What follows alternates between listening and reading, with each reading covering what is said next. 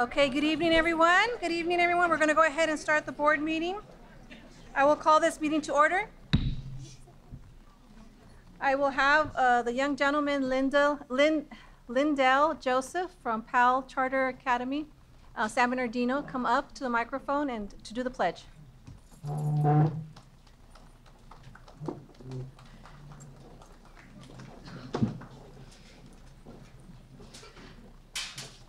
Put your right hand over your heart. Ready, begin. I pledge allegiance to the flag of the United States of America and to the republic for which it stands, one nation, under God, indivisible, and liberty and justice for all. Thank you so much.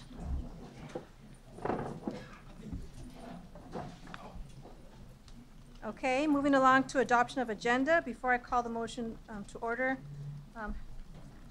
Harold, is there any changes? Welcome. Okay. No changes. Do I have a motion?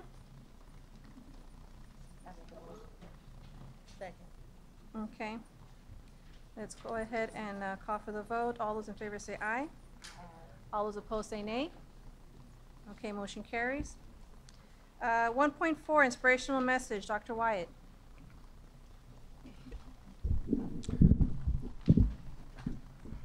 All righty, thank you, Madam President. And a couple things. First of all, for those of you out in the community and those watching and here in attendance today, this is actually, April is Autism Awareness Month, which we want to always make sure that we're celebrating and acknowledge our staff that work with our students with special needs and our autistic students, and that actually World Autism Day is April 2nd.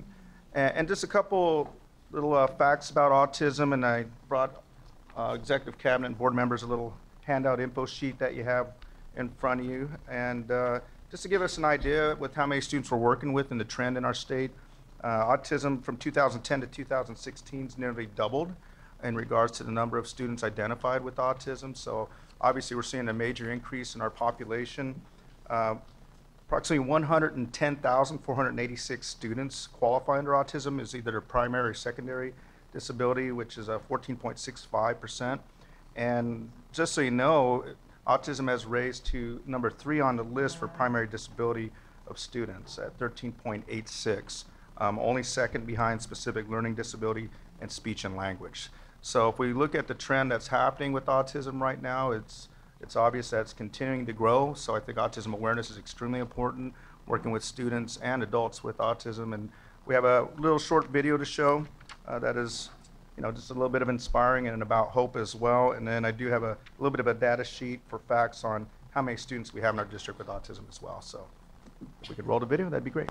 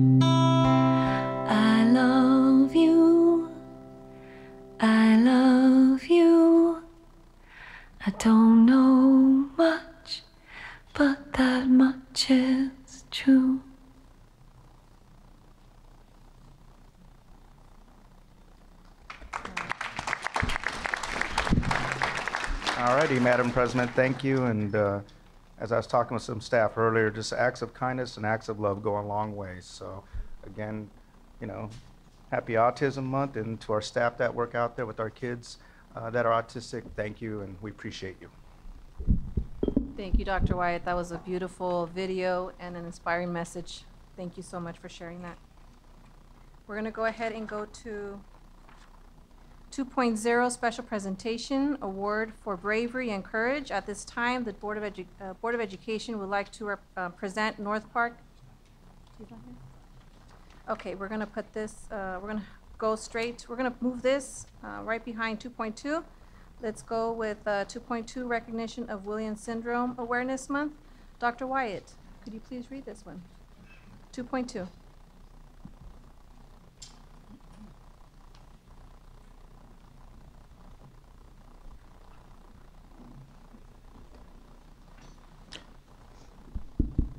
All right, thank you again, Madam President.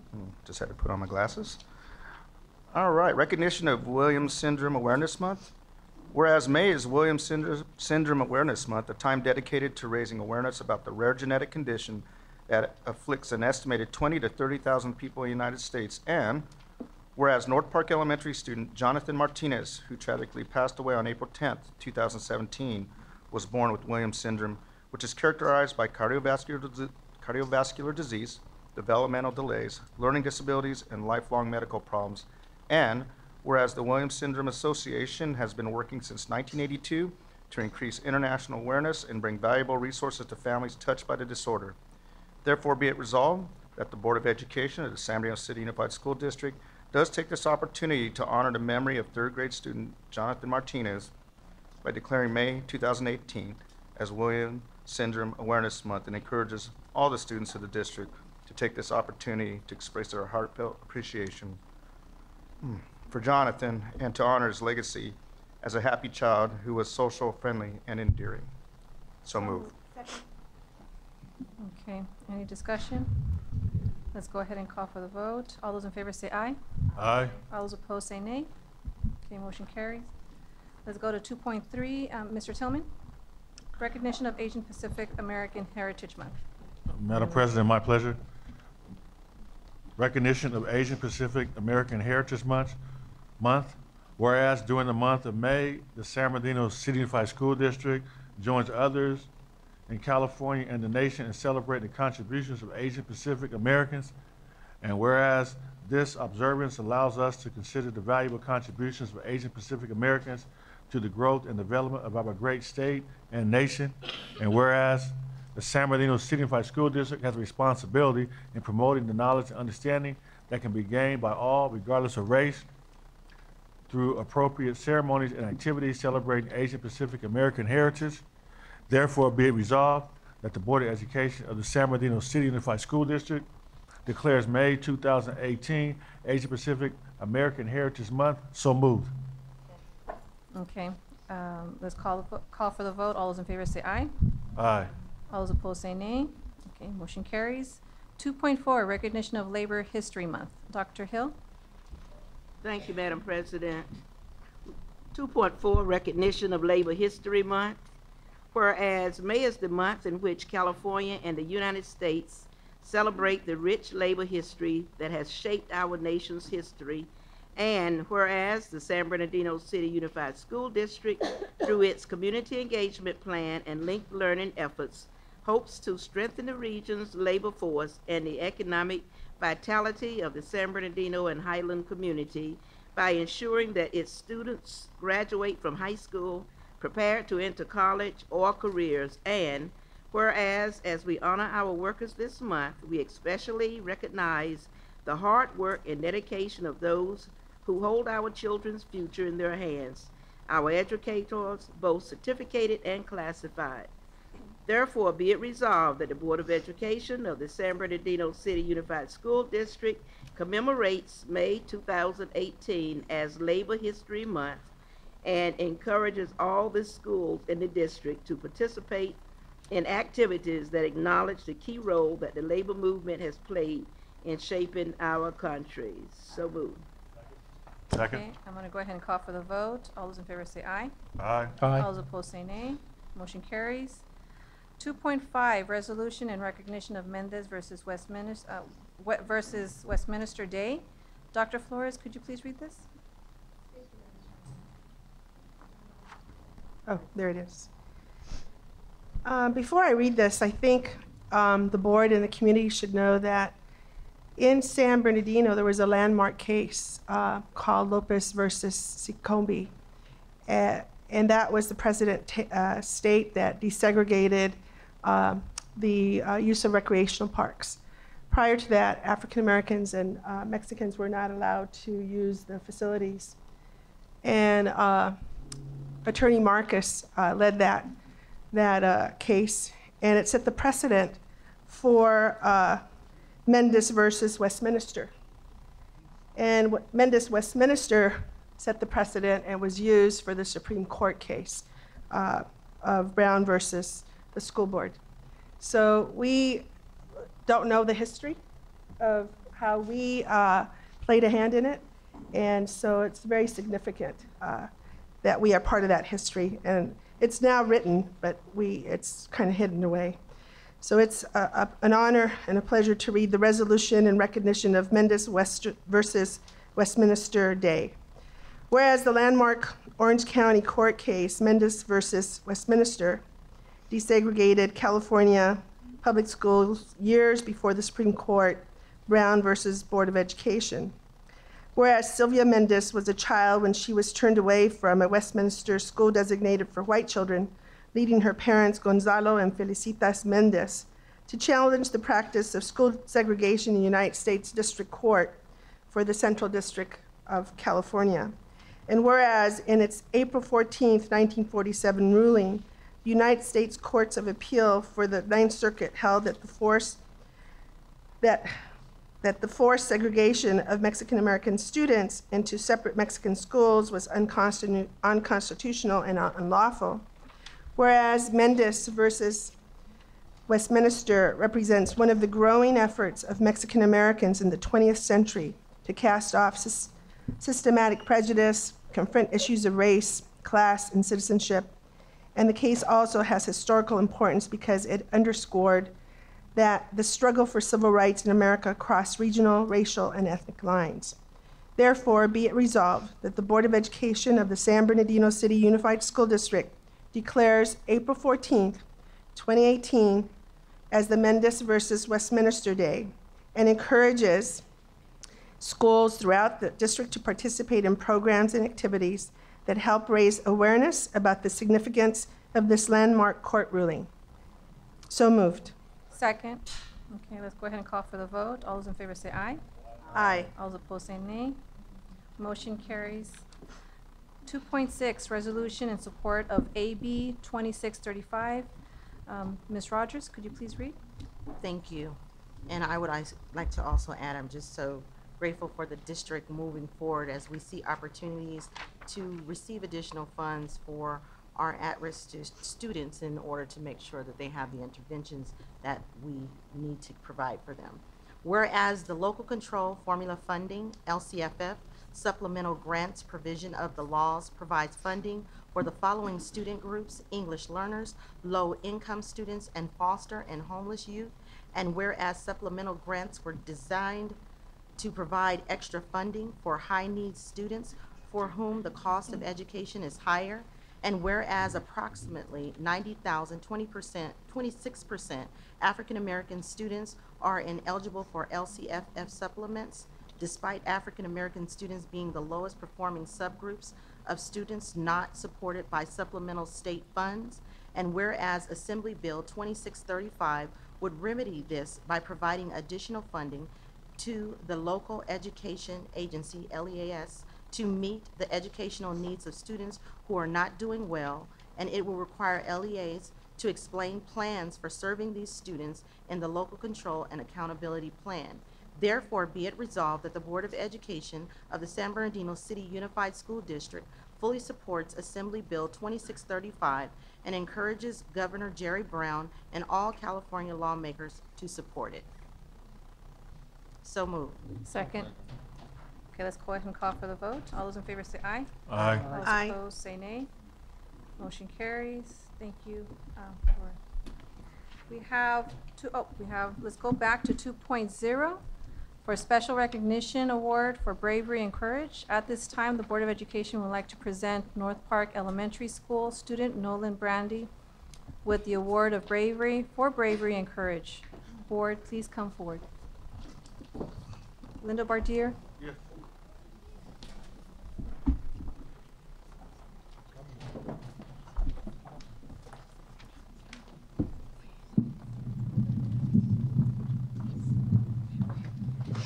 If the board will please line up in front of the chairs.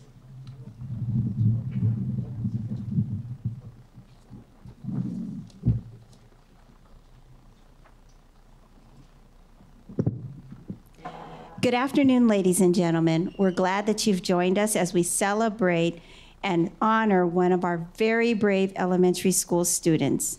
Today, our Board of Education is pleased to recognize North Park Elementary School 5th grade student, Nolan Brandy. At this time, I invite Nolan and his proud parents, Mr. Leon and Mrs. Rachel Brandy, along with Principal Mrs. Yadira Downing, to please come forward. Let's give them a round.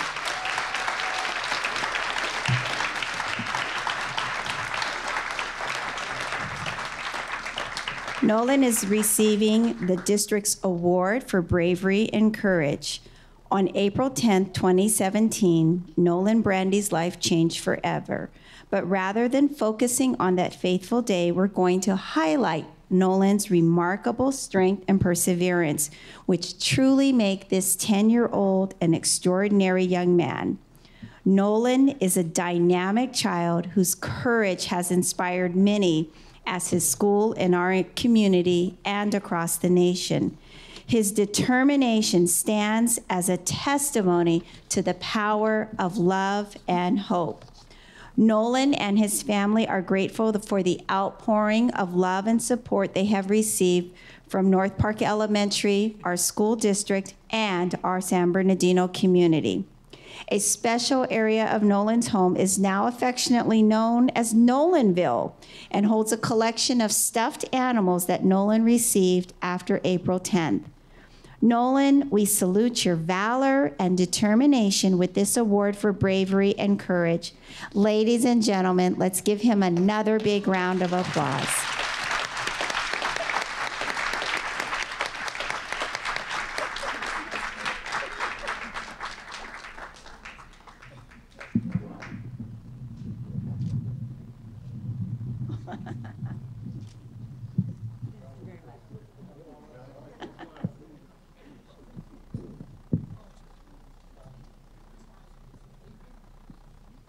And this concludes the special recognition.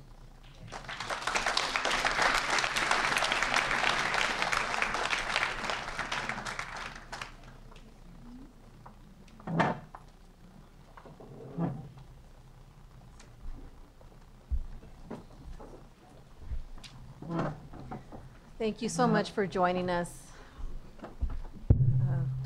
Somewhat touching as well. It just reminds you of how much of the pain that we had to endure, the families, the community in this school district as a whole. So thank you so much for joining us. We're going to go ahead and go to 2.7, Board Discussion, National Day of Action Against Gun Violence in Schools. We have some public comments. Do we address those first, or do we have our board comments? That's up to the board. You want to hear the speakers first? Yes, let's have the speakers come up first. Okay, we have 3 speakers, and we would welcome them to the microphone. Emily Ventura. And I have a note that says speaks first. Angela Cardenas speaking second, and Ayla Lopez speaking third. Ayla, I apologize. I had a 1 and 2 shot, and I guessed wrong. I apologize. Hello, good evening to all. My name is Emily, and I'm a student leader from Arroyo Valley High School. This Friday, April 20th, students across the nation are walking out to demand safe schools and an end to gun violence in our communities. As you all know, students from our district will be joining the national efforts and walking out from Arroyo Valley High School San Gorgonio High School, and San Bernardino High School. Students will then gather at the San Bernardino Community SDA Church at 3 p.m., where we will be calling on our school district, city officials, and legislators to take action together with us and to put our ideas to movement. Our walkout is a cry and a demand for action. As we have been planning for the walkout, we have been reaching out to many leaders in our city. While we have been met with much encouragement, we have also been met with some negativity. One of the questions we keep getting asked is, why should students walk out if they already walked out on March 14th? March 20th is the anniversary of the Columbine shooting of 1999. And also, while the March 14 events were great in helping students to start having conversations about the gun violence and need for mental health resources, many of us did not feel empowered enough and we did not see any change come from it. That is what we are trying to achieve on April 20th.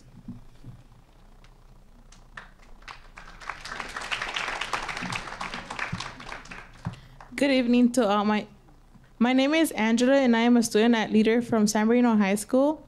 As we have been planning for the walkout and doing research on others across the country are doing, we have read about districts asking students to stay on campus and learn about walkouts that happened in the past. To that, we say, why just learn about the other people's history when we can make our own?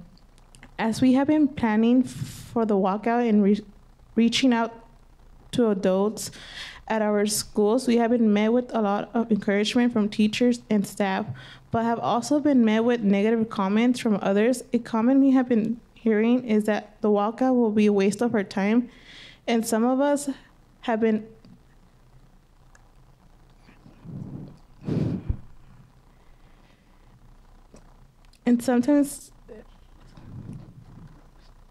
some of us have even been told that the walkouts are stupid. To that, we say, sometimes studying isn't enough and we need to take action. Sometimes we need to walk out for our class, or walk out of our classrooms and out in our schools and into the community. Change requires action, and action doesn't happen sitting in a classroom or in an auditorium. We're calling on students to take that action and express it by walking.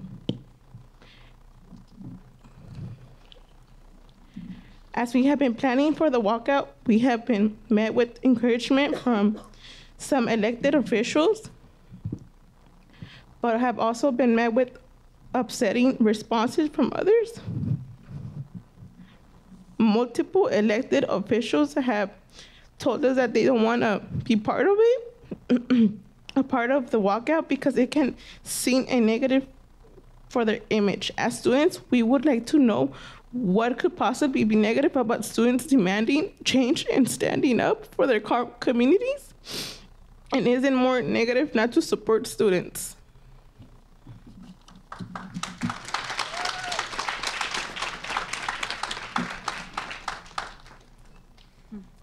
Good evening, everyone. My name is Ayla Lopez, a recent graduate from Arroyo Valley High School, and a young adult helping plan the walkouts.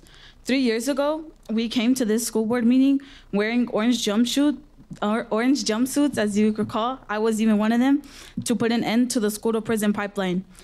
At that time, some school board members didn't realize the impact of the school-to-prison pipeline that it had on our local students. Then 2 years ago, we traveled with the school board member to Sacramento to learn more about school-based health centers. We are now seeing that take shape here in our district through wellness centers. Together with you all, we are learning about how to improve our district. Thanks to all of your leadership, we are seeing progress towards student needs, but we feel like we need to see changes happening even faster.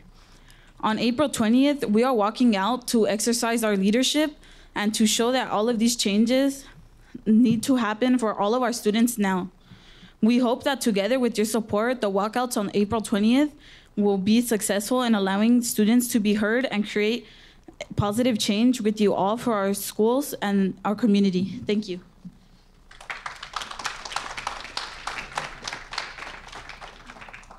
All right, thank you. Thank you for your comments. Now I'm going to ask board members who have comments. So I'm going to start on this side, Dr. Flores.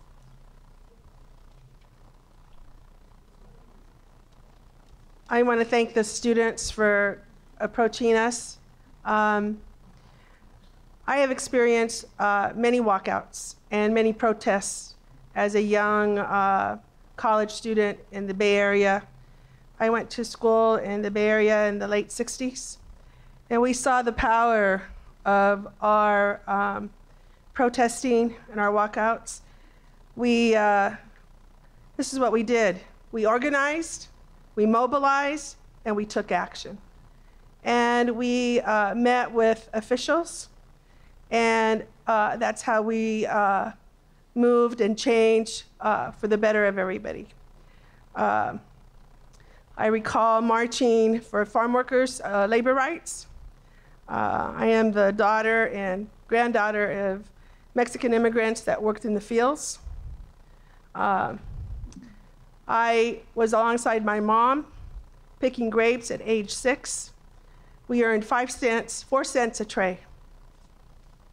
And she said, she would say we'd have to pick 500 so we could earn $20. So there were a lot of unfair labor practices. I was 6 years old. And so marching, protesting, and also speaking up and practicing our First Amendment rights is what this great country is all about. It's our First Amendment. And I clearly support you. And I will be there with you on Friday.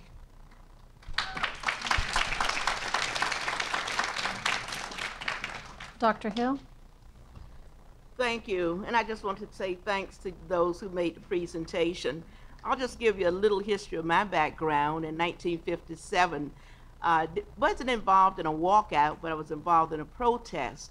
I was attending Norfolk State University in Norfolk, Virginia, and they closed the schools down, and that was a decision made by the state instead of having integration. So I did protests, but we did that not during class time. We didn't miss a class to do that, and we got our message across. Now, I got an email from someone stating you'll be at the SDA church, I believe on G Street, or right behind San Bernardino High School at 3 o'clock. And I responded, I will be there, because I figure any school in this district, with you getting out of school at 2:30, that you would have time to get there unless you have to wait on the bus. I don't know what time the buses run. But I was excited about that. I'm not supportive of students walking out of class. I am supportive of activities going on campus. And if you feel a need to do that, and with the support of your school staff, and especially your superintendent, I think it's wonderful. I saw on Facebook what happened at Pacific High School, and I think Cajon, February the 14th, after the February 14th incident. I don't remember the date, but it seemed to have been well organized. And I even did an article on the young man at Pacific and what he was doing, he and his group was doing there. So I just want to say to you, your thought process in the right way. You can't sit back and say nothing and do nothing when things are wrong and they need to be corrected. But I just want to say to you, I wish you the best, and I'm just so glad to hear that you will be at the church at 3 p.m., and I will be one there to join you. Thank you.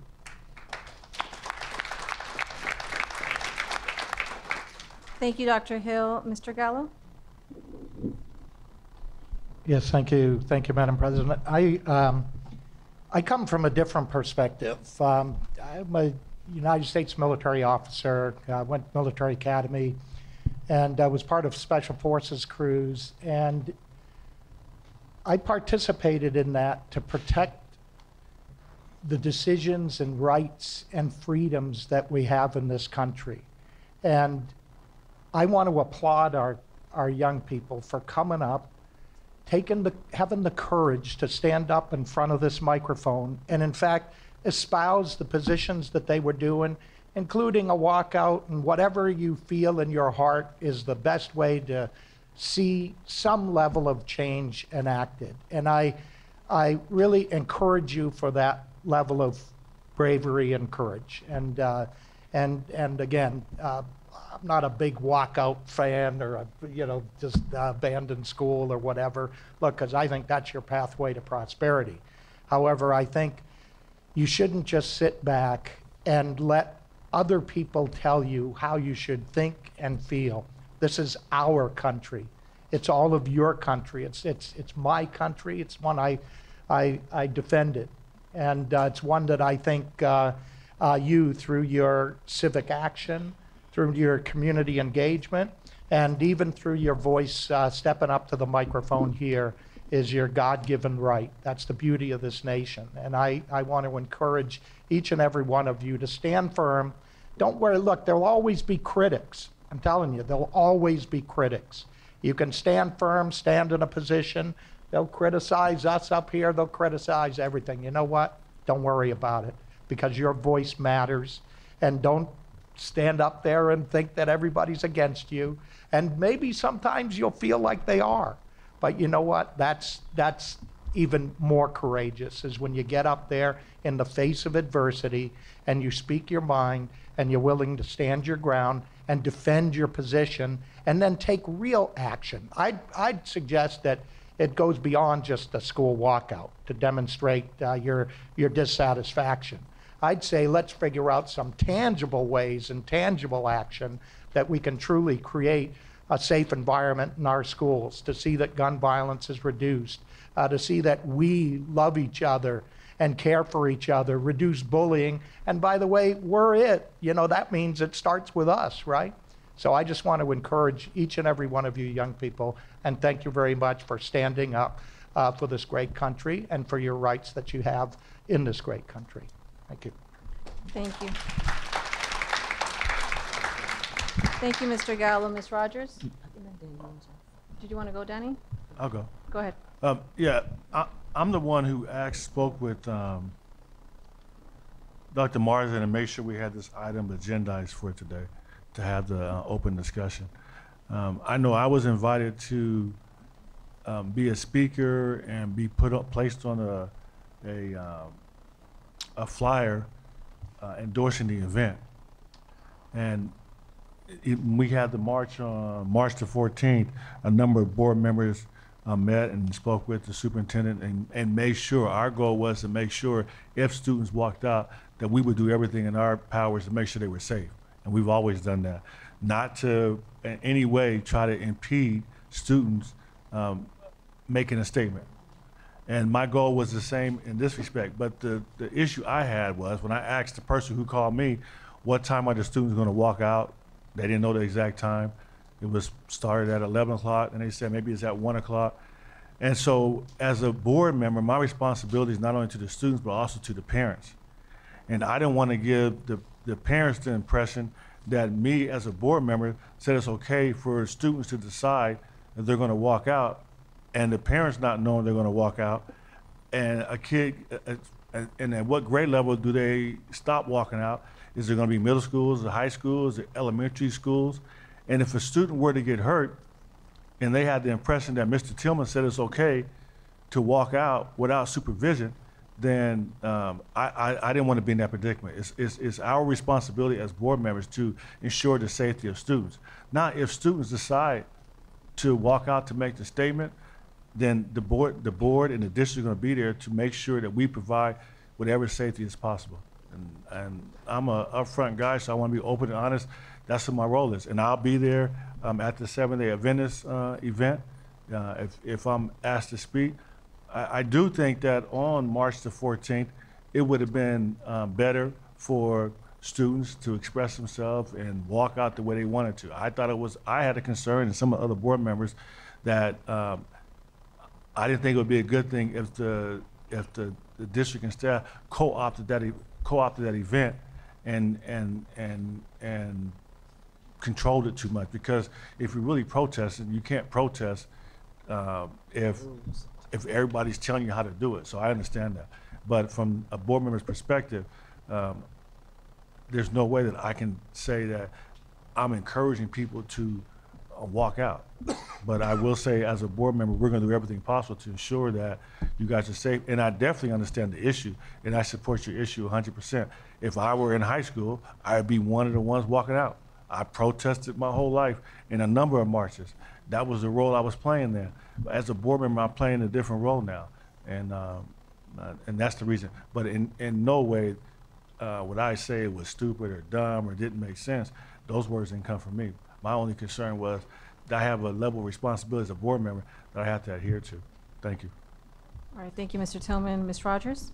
And I also want to thank you again for coming before us.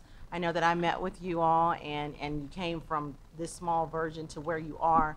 And the big elephant in the room was safety and ensuring that all of the students were getting the message. And based on what I've heard and what I've seen, you guys have, met the challenge with all the difficulties that were facing you. You took those head on and you brought this to our attention, and this board is supportive. Of course, I told you that day I was supportive of what you were doing civically, because this is how you are engaged at this level. And I certainly was excited to see my alma mater a part of it, San Bernardino High School. And I suggested to you all, I hope that all of our high schools will get on board, as well as you guys trickle it down to the other students, because I felt that your voice leading it was far greater than our voice leading it amongst your peers, and that is what you all have done. So thank you for coming. As you see, we're supporting your efforts, and of course I will be there on the 20th to support right along with you in any capacity that I can lend to support your efforts. Thank you. All right, thank you, Ms. Rogers. And I also support, especially during the time at 3 o'clock, I unfortunately have to work, and I won't get out of work until like 4:30. But once I'm able to get out, then I'll make sure, if it's still going on, that I'll be there. And there's an organization that's called Chica and Sierra Club, and they've asked me to also add the logo onto it. So we've been very supportive in making sure that we support the youth. But it's also where last board meeting we passed a resolution to support our teachers for this particular. I thought initially it was in support of our teachers in doing something similar to this. Either it's not necessarily a walkout, but something where they were going to support them. And I want to ask our SBTA president as well, because I believe they're also involved, or maybe they're not involved. And so could she come up? I see that she's also has a public comments.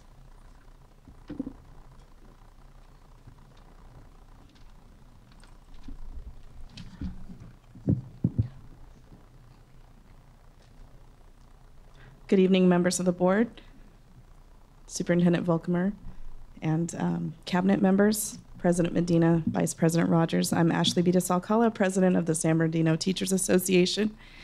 And the events on Friday, April 20th are supported by the California Teachers Association and the National Education Association, and we are encouraging everyone to participate in our National Day of Action Against Gun Violence in Schools.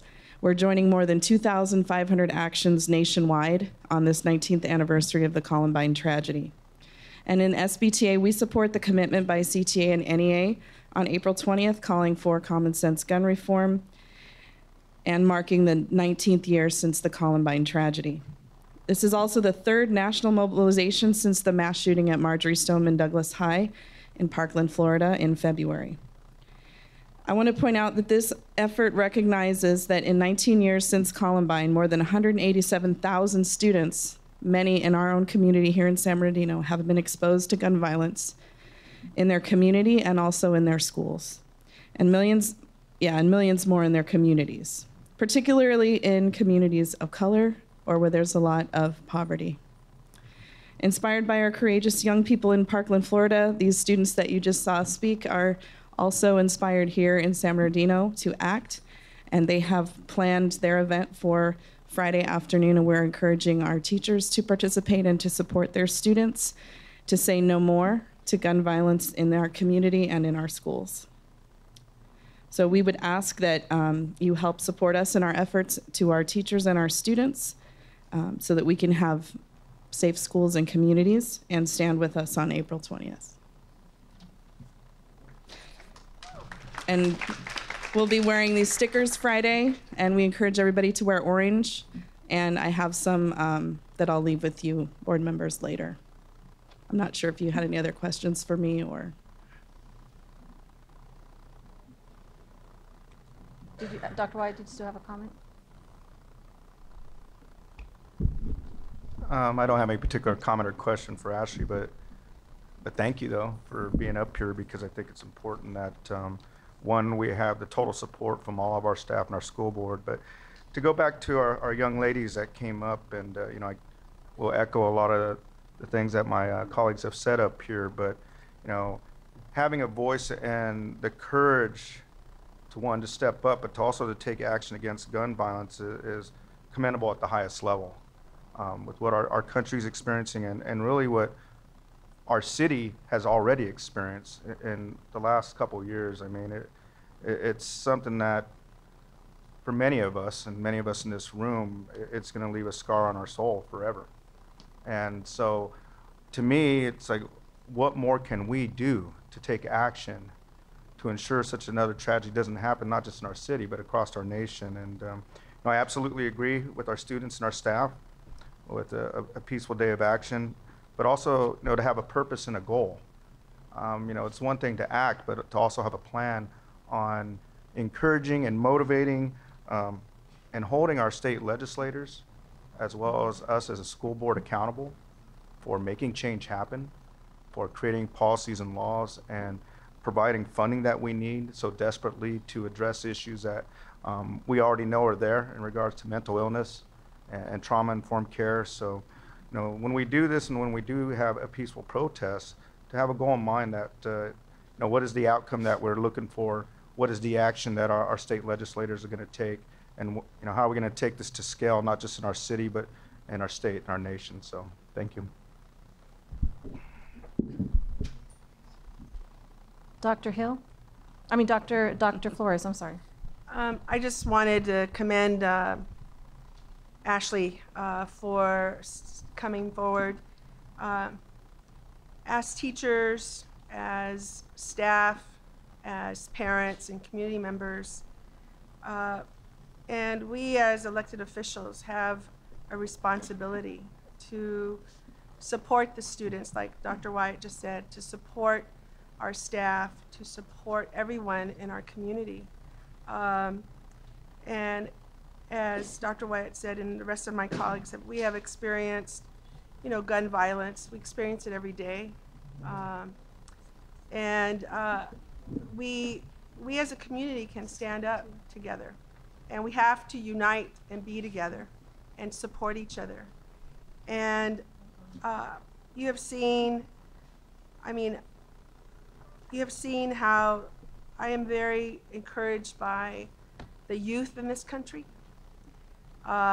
because you will be the ones that take over, and you will be the ones sitting here and making decisions that will be for the benefit of all our community. And I am very heartened. My heart is full because you will be the ones that will, I see, how many youth are here? Could you please stand? Would all the youth please stand? Our students.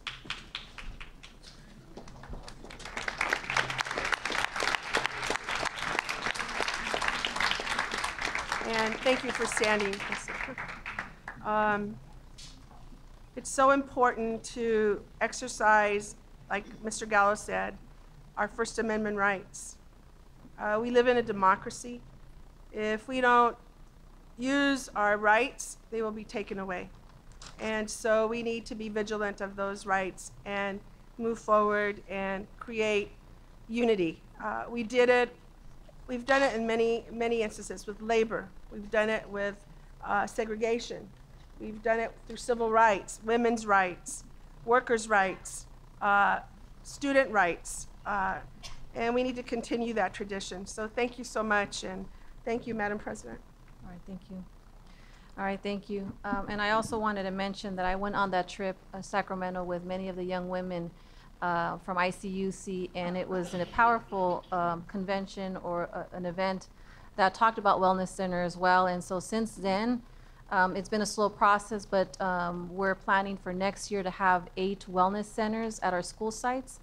And so that's a huge, although it has not been fast, but we're definitely on the move and making sure that we're creating these these sites for not only for students, but for families in these neighborhoods. So we are definitely moving in the right direction, and I'm really proud of the young individuals that came to speak, because this is a true issue that we're facing. It's not just gun violence, but it also has to include with mental illness, mental health, and wellness. So thank you so much for bringing that to our attention.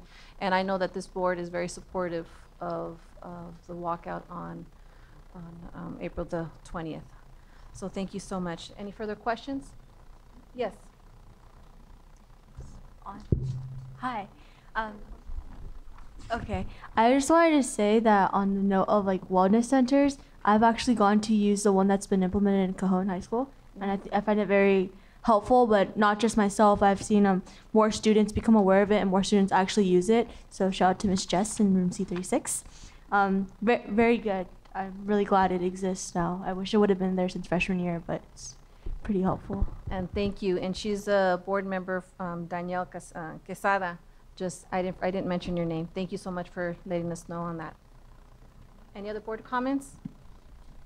Is there any more comments from the public? Any other comments from the public? Okay, no. Thank you, Madam President. First of all, I want to, we do. There is one more. Okay. Sorry, just real quick. My name is Rocio Ruiz, organizer with ICUC here in San Bernardino. And I just did want to share that students that will be walking out, the plan is for them to show up at 3 p.m. at the San Bernardino Community SDA Church. And there, at that event at 3 p.m. is where they are hoping to leave with some tangible things for next steps. And so I know we have reached out to you all here at the district. Students are getting ready to ask commitments from you all around the wellness centers. As President Medina shared, we are seeing wellness centers starting up next year, but students do want to see that being done faster. We also are reaching out to the different candidates for mayor here in the city. Students will be asking them to commit to work with them so that the budget reflects how young people in the city are being invested in. So that will be happening. And then we have also reached out to Assembly Member Eloise Reyes, and students will be asking her to commit to work together with them to create legislation to keep students safe in our schools. And so all of that will be happening. Students are also getting prepared to register and pre-register all the students that will be a part of the walkouts that day, and anybody that will be a part of the 3 p.m. event. So thank you all for your support. As we're working with students to put this together, we want to do as much as we can together with you all to make sure that our students are doing this as safely and as meaningful as possible. So thank you very much. Thank you, Rocio. Thank you. Thank you, Rocio. So I also want to commend our speakers this evening. I was part of a demonstration in high school as well. We used a little bit different format. We did a sit-in, and we sat and refused to go to class until we had city officials agree to have a discussion about widening the road that most students drove in on to our high school where one of our classmates was killed. And we just were not getting any action, and we finally demonstrated and actually got them to come to the table and talk about widening that road, and it was eventually widened. So you've got a group of people up here that have been there and stood up for things that they believe in, much like you want to. So I want to commend you for your courageous stance and for your willingness to take action. I want to clarify, though, from the board to make sure that I captured where you're expecting staff to go on this issue. And please correct me if I miss something. What I'm hearing is that because of safety reasons, that we would not be taking an official action to authorize students to leave, but we would not impede students from leaving either. That if they left, we would do our best. We've already been taking action to make sure that this would happen, to keep them safe toward wherever they were going. This is one action we know of, and this is, I think, the most organized action I know we've had meetings with Ms. Ruiz. District officials have had meetings with Ms. Ruiz to make sure that we know what ICUC is intending. We're not sure if anybody else is intending something at another school as well. So our resources may be spread thin. We just want to make sure that we are getting what the board is directing us to do. So, did I capture it? Yes, Dr. Flores? I understand that there will be buses. Is that correct? Can you tell us are there going to be buses picking up the kids to go to the church?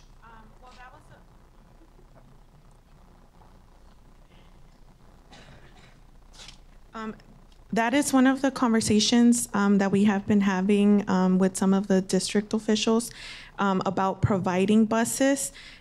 Because we know that as students are planning to walk out and we're trying to help them be as safe as possible, we reached out to the district to see if that would be a possibility so that students that are at San Gorgonio High School and Arroyo Valley High School, as they're walking out of their classes, that if their intention is to then participate at the 3 p.m. event, that it would be done by getting on a bus and getting to that event instead of walking all the way from their school to that location. Mm-hmm. And so we reached out to the district about the possibility of providing buses for students, but we haven't gotten an answer. Could you respond, Dr. Volkemer? I'd be happy to, thank you. So we've been in contact when the initial discussion occurred. We contacted Mrs. Espinoza, our director of transportation. At that time, every school bus we have is used transporting students, but we were able to secure, we talked to every vendor we know in the area to secure 8 charter buses. So we do have those on reserve. We didn't know what the board was going to decide. So we do have those on reserve and they are available to us to use. The logistics would need to be pretty clean, though, in terms of getting students onto the buses. If we're going to put students on a charter bus, we feel like we have to notify their parents and have their parents' permission. Yes. So those students would have to have a permission slip in order to be able to get on the bus and get a ride to the Seventh-day Adventist Church. And then also my concern would be to give those bus drivers the logistics to drop the kids off at their regular bus stops to go home. Marie, are you? I thought I saw you out there. Is that a possibility? So that they'll be safe in walking back, not walking back, but being dropped off at their bus stops. Come on up, Marie, so we can make sure we can hear you. So the question is, if we pick them up at the school and take them to the Seventh-day Adventist church for the event, can they be dropped back off at their normal bus route? Some of them may not even be bus riders, by the way. Yeah. So that's the question. So normally we would take students to an event and bring them back to the school site to and from. If the direction is that we drop them off at their school sites, on their permission slips, we would have to have that clearly outlined. Okay. Did that answer the clarity, explain the clarity again. What would have to be clearly outlined? So on their permission slip, we would need to know that they are a bus rider or a walker. Or a walker. Okay. But in most cases for these types of events, we would take students to and from their school site. Okay, all right. All right, Mr. Gallo? Yeah, I'm confused, okay? Is this a district-sponsored event or not? We are hearing, and again, I'm just trying to ascertain what the board is giving us direction on. Basic question. I'm hearing that we're not authorizing a walkout, but we're not impeding the walkout. We're not going to, hold kids at the door. Okay, so why would we provide transportation to a non-district sanctioned event? This would be essentially an after-school event. So is this an after-school program that's sponsored by the district, or authorized by the district, or sanctioned by the district? But Mr. Gallo, the reason why this is agendized is for us to make those decisions tonight. That's what I'm asking my colleagues. So my thought was this: if we had students who needed a ride after school from their school site to the event on East Street, and they had a permission slip line from their parents, they could get on the bus as any other transportation that the district provides. They, before they get on the bus, they show the permission slip signed by their parent. We'll take them to the event. After the event is over, they'll be returned back to their school site. It'd be no different than going to perform for a band event or a. True, but that's a district-sponsored, sanctioned event. The event. Does that make it, No. from a liability standpoint, from a accountability The part that standpoint, the all of district, this stuff? the part that the district is working with, you could have a student that goes to school until the end of school. He gets out of class, he wants to take the bus from that school to the event and back. So whoever's out in front of the school and with the permission slip will be allowed to get on that bus. Now, we'd have to work out some form of logistics in terms of the number of students, so we have that many buses there. And it sounds like there's 3 schools that say they're gonna participate?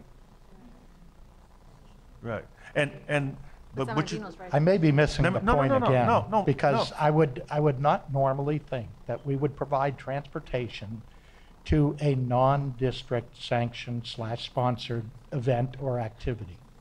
If the board decides they want to transport students from their high school at 3 o'clock or at 2:30 after school is out to the Sure, event. we can on East- always decide So that's this what is a district-supported and sponsored event. And that's what we're deciding right now. Right. Yeah, That's what I'm asking the question. And to be perfect. So what are we saying? Well, That's what, it's clear. Are we going to provide buses to the sites that say they have students who want to go to the event after school? The bus will be there after school to give them a right, ride. and hence, that becomes a district-sanctioned / sponsored event. No, I'm not saying. We wouldn't I provide actually, transportation Madam to President, anywhere else, would we? Mr. Gell, I actually see it as providing a safety net for the Exactly. kids. We I are supporting understand them what you're to saying. voice their First Amendment rights. It's after school. It's an event. And I would support us providing safety through buses where they would be picked up at their school and returned to their school with parental permission, as we follow the protocol that we always follow. Well, So I for support a that. district-sponsored event, right. So you're suggesting it become a district-supported event? We passed a resolution last board meeting in support of the April 20th event, and also in support of any activities that we would conduct. It's going to be after school. They're not going to walk out. I would prefer that we provide the safety, and they will have to get parental permission, period. Ms. Rogers, did you have a comment? Yeah, I did have a comment.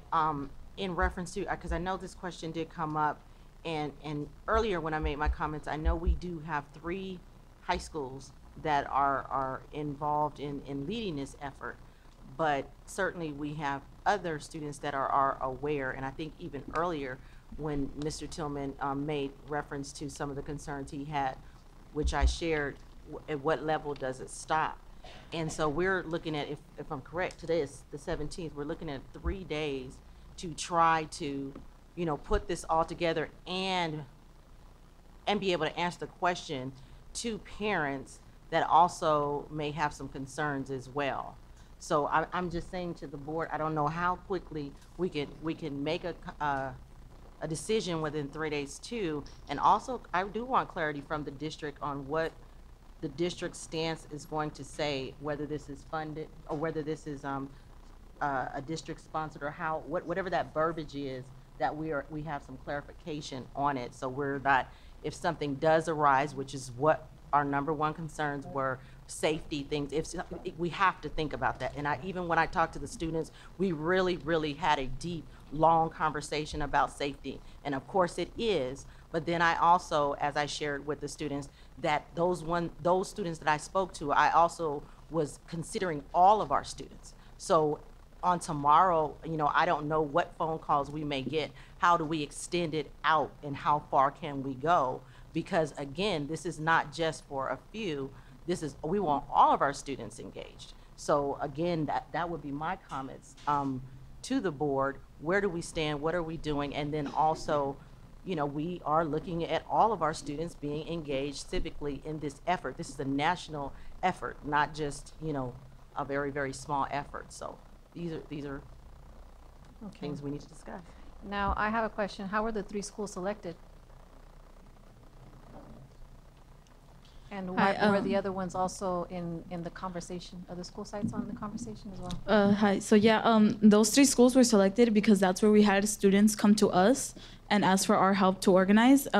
We did try and reach out through social media to other schools. We opened it. It's still open to other schools trying to organize, to walk out, and we're glad to help and support the students.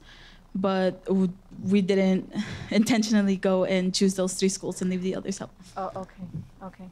So then that would be another question, is that, would it look like it's just 3 schools, or is this you know, at the cost, maybe additional cost at the whole district? Because then you have to look at, if we do get calls saying, well, what about our schools, San Gregorio High School or other schools, Cajon High School? Madam President, the issue here is not cost. The issue here is only safety. Right. It's only safety. The only thing I'm upset, because when people go back and say Mr. Tillman said he didn't want to participate because the kids are stupid and dumb, I never said that. My only concern was safety. And in the initial conversation I had with the person was, the students want to do a walkout. And I said, well, what time are the students walking out? They said, we think about 11 o'clock. So for me, as a board member, a kid walks out at 11, a student walks out at 11 o'clock. And when does he come back? When does the student come back? And where does the student go? And if a student gets hit by a car, that's the board's responsibility. And if a student walks out and his parent didn't give him the authorization to walk out, I'm not going to have someone say, and this is what I said to the person who called me, that the student walked out because Mr. Tillman says that he supports the event and encourages you to walk out. I'm not doing that. It's our job to ensure that the students are safe. And during those hours, they're our responsibilities. And their parents depend on us to ensure that they're safe. And so that was my concern. Then they called me back and said, well, now they're thinking about making it 1 o'clock. And the young lady just said, they're going to put it on, she's dealing with social media. When you deal with social media, you don't know what you're going to get. You don't know how many people are going to decide. It may go viral, and everybody decides they want to go. And not just high school students have phones. And that's why I keep asking, how many schools are we talking about? And this, to me, I am here as a board member to be a responsible member of the district to ensure that our kids are safe. And nothing's more important than that to me. And I don't want to give the impression in any way that the board is saying it's okay for a group to come in and say that the kids are going to, our students are going to walk out and then have chaos and someone gets hurt. That's my worst nightmare. And I am no way condoning that. But it gets back to the same thing. If we have ICUC and Rocio, how do you pronounce your name? Ayla. And the other young lady? Ayla. If she's saying that she has 3 schools and they're going to get permission slips for students, and those schools are and Dr. Volkerman said he's identified 8 buses. That gives you the capacity of the number of students that can get on a bus. You can give out enough permission slips for that. That becomes the event, and that's controllable. But you have to work with us on this. You have to understand what our concern is. To put us in a predicament where you're saying you're going to open up to everybody and just somehow all this is going to work out, that's impossible, and it's not fair to us. It just isn't. Dr. Flores? I concur with Mr. Tillman, and I think that you guys first initially thought it was a walkout, but now it's after school, correct? So if the kids are going to walk, we're concerned with their safety. So you asked for buses. So I'm also concerned with safety. So if we've already, got 8 buses that we can use and so forth, then I think that would be good to decide. We know for sure 2 schools need 2 buses, not San Bernardino High, because they can walk. So just Arroyo and San Gregorio right now. So let's figure out. I mean, you can give out permission slips and then have them be returned, and then you know the count, and then you can plan. The hard part was getting the buses, and you already got the buses, Dr. Volkermer, correct? Okay, so we have them. So in terms of safety, that would be, to me, very logical to do. Dr. Hill? Thank you. And I think our issue, I get a little nervous when I hear walkout. It's not a walkout if you're not leaving school until school is out. It might be a walkover, but it's not a walkout. So I just recommend to the board that we deal with the issue at hand. I'm sure students from other schools that want to be there, but the planning is for 3 high schools, of which 2 would need buses. And I would hope we would just make a motion now to either support the buses, and I hear what Mr. Gallo is saying, and I hear what everyone else is saying, but we also have to be aware that this is Tuesday, and this is an event that's going to happen Friday. Right. So I like to make a motion that we support the transportation, right or wrong, rather be safe than sorry, and then we can fight over what happened with the buses next year. And I second it. And that's for the 2 schools, right, Dr. Hill? But just the 2 schools. And I second it. San Bernardino High School doesn't need it, so it's for San G, and what's the other school? Royal Valley. And the Royal, those 2 schools, right? Yes. I second it. Okay. Any further discussion? Call for the vote. Yeah, further discussion. So I just want clarification on this. You're sanctioning this after-school event through the provision of supportive services, i.e. buses, for those 2 specific high schools. Right. Right? Is that what I'm understanding? Okay? Yeah. And that's it. We're not sanctioning any other activities, any other delivery schedule or transportation issues for any other students or whatever. This is what we're voting on, right? Right? Well, On the motion. that's what was. Is that right? Yes. That's the That's motion. the motion. That's the motion. Okay. Thank you. Okay. I'm going to go ahead and call for the vote. All those in favor say aye. Aye. Aye. All those opposed say nay. Motion carried. And then, so we're going to go ahead and move along because we're behind somewhat. All right, let's go to.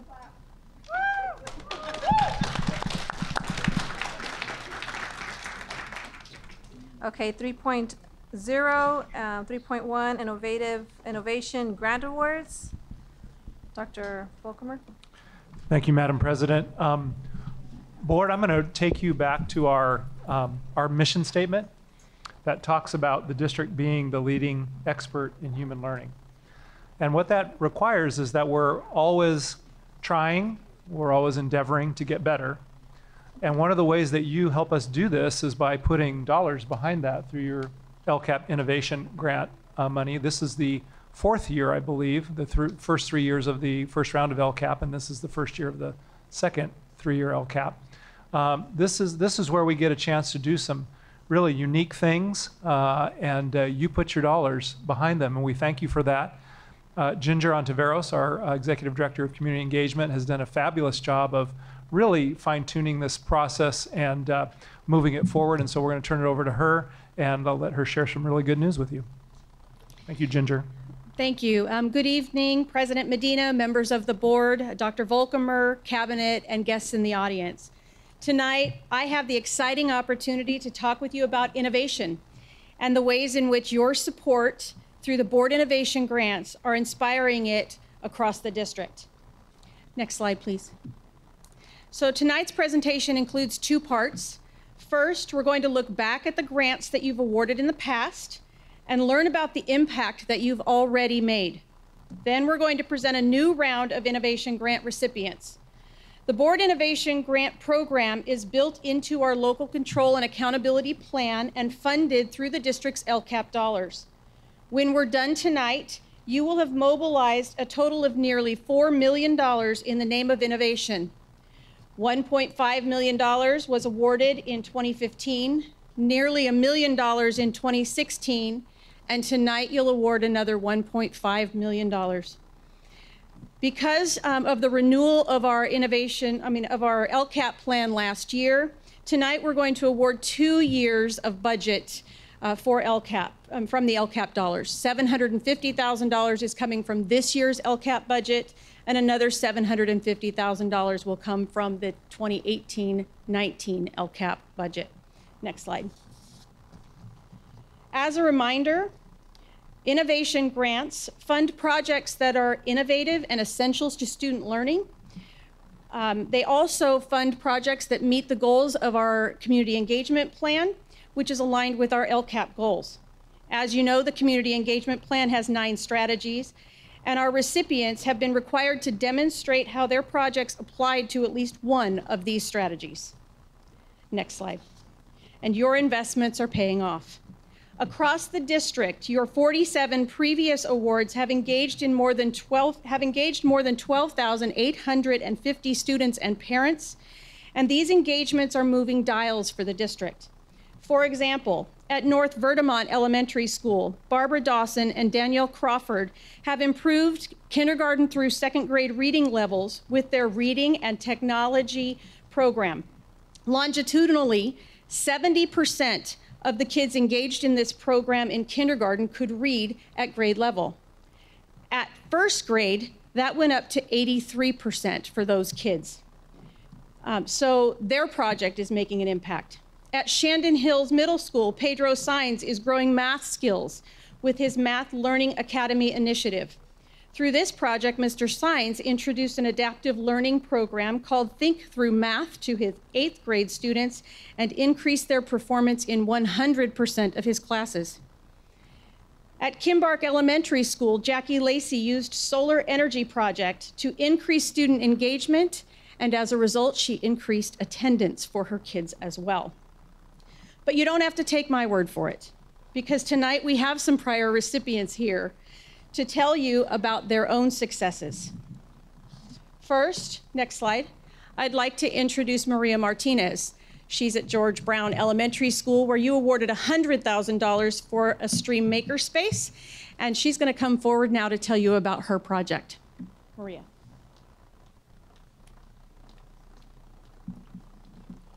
Good evening, Board President Medina, Vice President Rogers, board members, Superintendent Dr. Volkomer, and Cabinet. It is my pleasure to be here this evening to share with you George Brown Junior Elementary School's successes regarding our innovation grant. Next slide, please.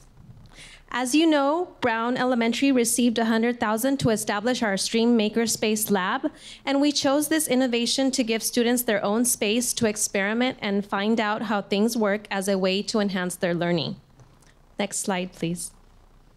The grant is providing opportunities for collaborative discussion and hands-on learning in the areas of science, technology, robotics, engineering, arts, and mathematics. It provides opportunities for students to pursue college programs in these fields and practice their language skills, acquire math skills through building and coding, and targets the different modalities of student learning. I'm thrilled to report to you the successes that we found as we continue to implement the Stream Makerspace Lab at our school. As you can see here on this slide, we've completed our setup of the makerspace in our school's library. Next slide, please. We've also have our students practice their problem-solving skills and critical thinking skills using a coding program called Little Bits. Next slide, please. We also established a Stream Club where students learn about 3D printing, Fusion 360 software, and programming. Next slide, please. We've developed school-wide challenges like the one that you see here called the Egg Drop Challenge. Next slide, please. Students also use their newfound skills to create a variety of projects that use 21st century learning skills. And for example, this is one of those projects, the Lego Mindstorms, that enhances their mathematical skills. Next slide, please. We continue to seek makerspace-related professional development opportunities through the National Q Conference, through district-level trainings, through STEM certification through Cal State San Bernardino. And we've also delivered professional development to all of our staff, and we've participated yearly in the District EdTech Showcase. Next slide, please. And so now I want to show you our makerspace in action, because this is really where it's showcasing how our school and how our media club newscast is also portrayed bi-weekly on our campus.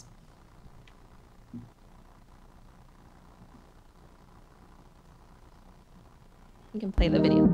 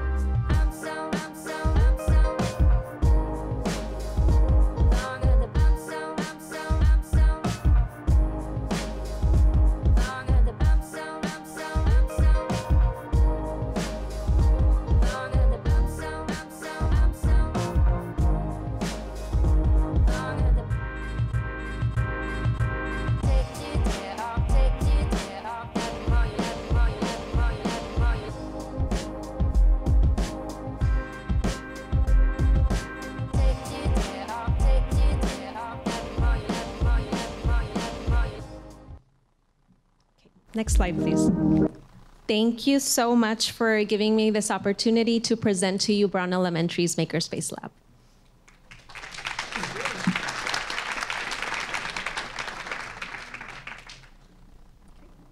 Thank you. We're also going to hear tonight from Jennifer Allo. She is with the Career and Social Awareness Project at Shandon Hills Middle School, and she's got some really exciting information to share about how that project unfolded for her students. So Jennifer?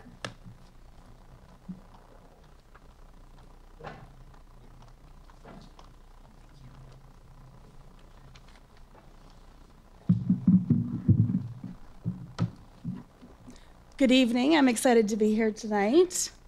Thank you. Thank you. I learned very early on that playing dress up was extremely powerful. When you wear a lab coat and add goggles, you become a scientist. When you add an apron, you become a chef. And I realized it took more than just dressing up, and that I really needed to focus on the 20 years of teaching that I'd already had and encourage the students from this district who needed a little bit of extra motivation to complete their assignments, to always have something relevant in mind and think about their future. They needed to take a walk in someone else's shoes. So I started to think of San Bernardino and the number of jobs here. And I knew I needed to bring career-mindedness into my classroom. I decided to teach lessons in ways that were fun, that allowed these students to try things that they'd never think of before, things they'd never done.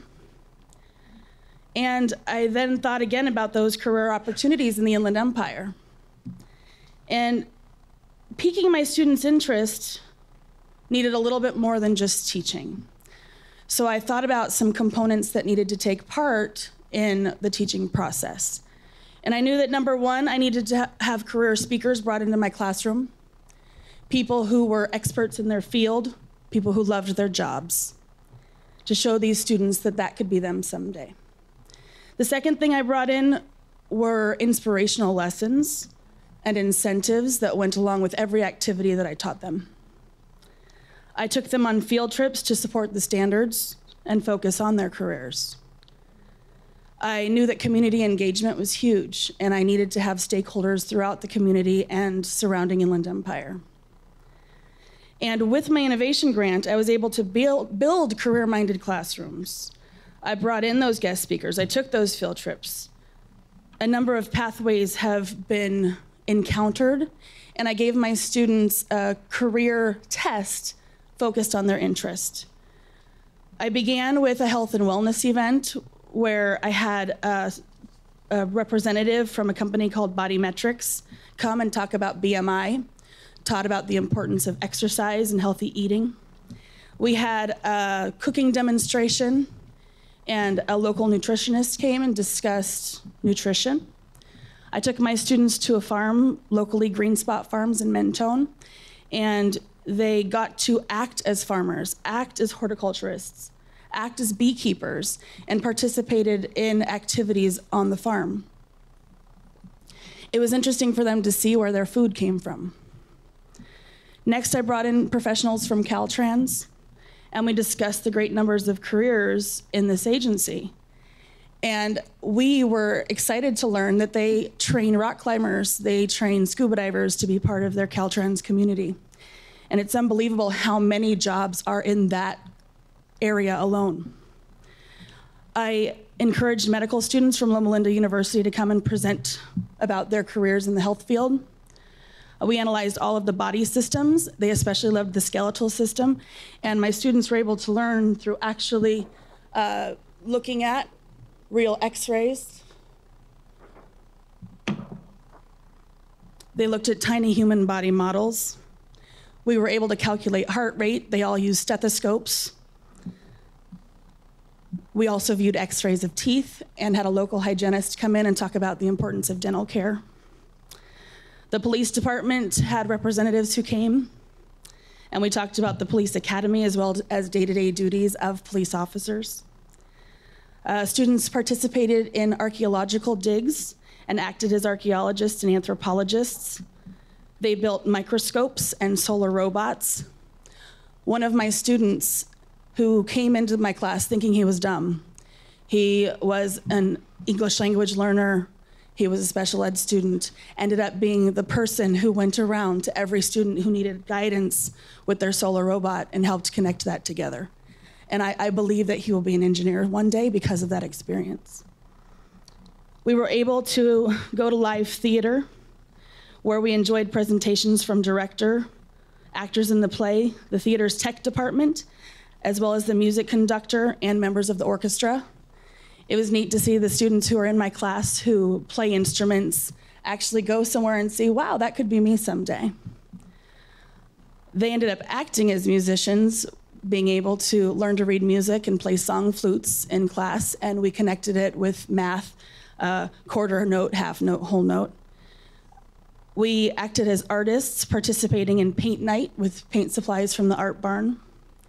We went on a walking field trip that included local mechanics and a student-driven assistance of an oil change and tire rotation.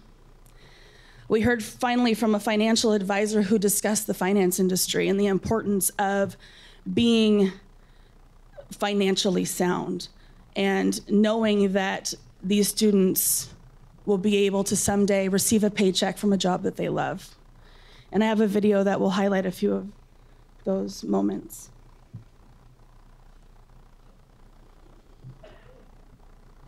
Sorry, I don't have music. So this is at the farm. They're making candles and participating with animals, learning about bees. This was the health and wellness event, cooking street tacos. This is in class, looking at some Nearpods and creating paint night. Students who thought they weren't artistic at all. Those are some of their solar robots. They got to choose what they built. Some built cars, and he built a windmill. I don't know if the sound's on this, but they're... There's the whole notes and half notes.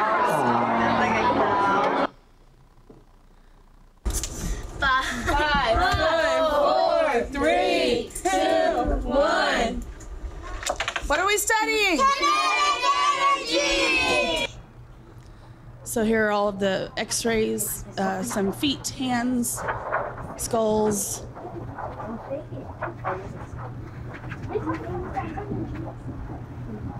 Hold it closer to me. There you go. Teeth. How you doing? And I wore a apron every time we did something really cool, so that was the skeleton apron. Hearing each other's heartbeats. Everything we did incorporated some sort of doing, creating, putting together, taking apart. That's when Caltrans came. This is acting as archaeologists and then working with the mechanics, the trip to the theater. And I also had special ed students and GATE students in my class. It was an interesting dynamic. So at one point, one person would be the leader and then it would switch roles. And they all believed that they were successful and going to become someone someday and have a job that they loved. And that we talked about the importance of staying humble and working hard and being kind. And this project has assisted in uniquely spotlighting learning. And I know that I will continue to reap benefits, my students will continue to reap benefits, and we've made a number of connections throughout the community with Cal State San Bernardino Valley College, Loma Linda University, and a number of other businesses throughout the region. And I wanted to thank all of you for investing in me and in my students and making hope happen for students who cross my path. Thank you. Thank you so much for the presentation. Dr. Flores? Yeah, I want to commend your creativity and your innovation.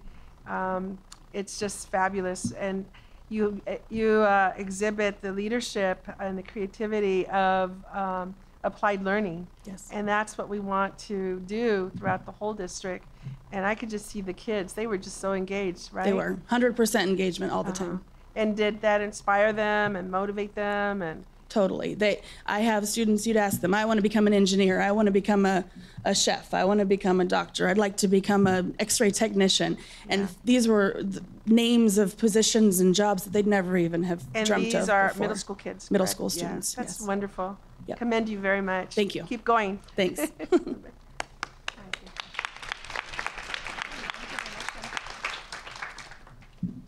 So you can see that we've done some really good things in the past. And so now as we transition from our prior year's recipients we're going to take a look at the people and the processes that resulted in the grants you're going to award tonight. The 2018 Board Innovation Grant Committee included a broad cross-section of the district strategically recruited to ensure that the perspectives of key stakeholder groups and instructional levels were represented. So before we go into the process and in awarding those scholarships, I'd like to recognize the committee that was involved. So if they would stand in the audience to be recognized by you, I'd appreciate it. They worked really hard putting this together. Richard Carlos, Victoria Flores, Alan Kay, Susie Keidel, Amanda Manjarez, Christina Perez, Nancy Sanchez Spears, Juanita Upshaw, I'm Ginger, and James Johnson is somewhere. So please give them a round of applause. Thank you. So all elements of this year's process were designed collaboratively by this committee. The committee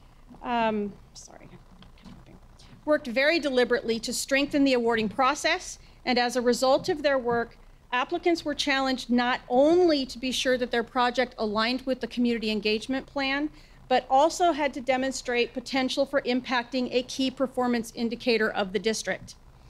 A dedicated web page was created to provide easy access to all of the information and resources that applicants would need to build their proposals. This site included access to the application itself, instructions for completing it, all the required forms, links to the community engagement plan and KPIs, and the rubric with which reviewers would later evaluate their programs or their applications. 5 technical assistance workshops were held to help ensure that our prospective applicants fully understood the process, and our community engagement team was immediately responsive to any questions that they asked during the application period. Once submitted, each application was reviewed by 3 independent reviewers who used that standard rubric to score each application. The committee reviewed the results of the reviewers' evaluations, and believing that the process was fair, determined that the top cumulative scores should be awarded grants. So I want to take a moment to acknowledge that we had 80 applicants or applications totaling a request for $5.7 million. These applications were very well done. There were some really high quality projects that simply were not able to be funded because of the amount of budget that was available. So the committee is able to award 26 grants tonight for the $1.5 million that you have set aside for that purpose. Those applicants who were not successful in getting awards, and those who were, had full access as well to the feedback that the evaluators may have provided through that process. So they were able to learn from that experience and perhaps strengthen their applications for the next time. Next slide, please. These are the 38 reviewers who helped us evaluate applications in selecting these awards. When you have 80 applications, it's impossible to have the same people look at every application. So we held a training for these reviewers to make sure that they understood the process and equipped them with the applications and the rubric to guide that process. The results of their scoring is what you're going to see tonight in the next part of this presentation, where we will actually award those those innovation grants. We truly appreciate their work. Okay, next slide. Okay, so as we prepare to award the 2018 Board Innovation Grants, we'd like to ask the Board of Education to make your way to the front of the dais so that we can recognize this year's recipients. While you're coming forward, I'd like to share a few details to help keep this process moving. We want every individual grant recipient to be honored, but with 26 to recognize, We also need to move fairly quickly.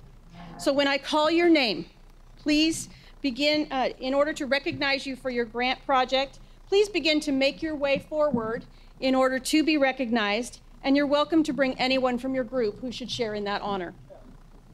4 of our recipients tonight are repeat winners, and when their names are called, I'm going to invite them to take a detour to this microphone in order to share with you a very quick snippet of their previous grant, 60 seconds or less, and I'll be timing them. So I know we want to celebrate their success, but we need to get through them all as well. So with that, I'm going to move this back here and get out of the way. I'm honored to recognize our first 2018 grant recipient. Congratulations, Latasha Kelly. Please make your way forward and bring any members of your project team along with you.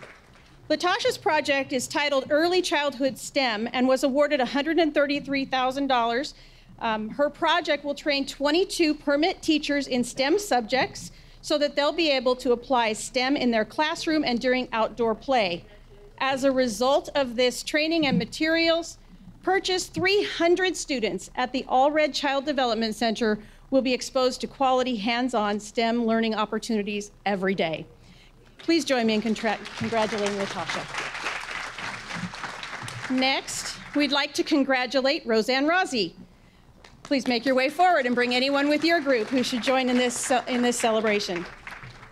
Roseanne is a program facilitator at Anton Elementary School. Her project is titled Art of Animation in Action and was awarded $46,000. This project integrates Anton's Elementary School's Fine Arts Magnet program with audiovisual, technology, and communications through a made-for-education animatronic figure. In partnership with Garner Holt Productions, the team will also explore different areas of animatronics development, including sculpting, costume design, writing, set design, speaking, acting, engineering, and software programming to bring their character to life. Where do I sign up? That sounds like fun. Please join me in recognizing Roseanne Rossi. Our next recipient is Jade Smith from Bing Wong Elementary School. Please come forward to be recognized. Jade is a 6th grade teacher at Bing Wong Elementary School. Under her leadership, the Dangerous City News program will receive $8,225 to enhance their news broadcasts. Dangerous City News is the journalism elective at Bing Wong Elementary School, whose broadcasts have reported on happenings at Bing Wong and across the district. This grant will equip their lab with recording equipment and other technology to allow students to take field trips for tours of working news studios. Congratulations, Jade. First an innovation grant, next a Pulitzer. Okay, so our next recipient is Christine Rostowicki. Please make your way forward, great. Christine is a teacher at Bradley Elementary School. Her project, RoboCode Cubs, has been awarded a board innovation grant for $9,208. In order to meet the needs of Bradley Elementary School's growing GATE population in grades 2 through 6, Christine proposed starting a RoboCode Cubs program to focus on enrichment opportunities in science, technology, engineering, and math, and to meet the needs of 21st century leaders. The RoboCode Cubs will consist of an after-school program where students will learn STEM and computer coding skills. Our next recipient is Dennis Warman. Congratulations, Dennis. Dennis is the director of the district's CAPS program. His project, Summer Animatronics, will serve 400 students with a board innovation grant in the amount of $197,000. The Summer Animatronics program will work collaboratively with Garner Holt Productions, educational program staff to implement a comprehensive summer learning program where students will learn about STEM through construction and programming of animatronic figures.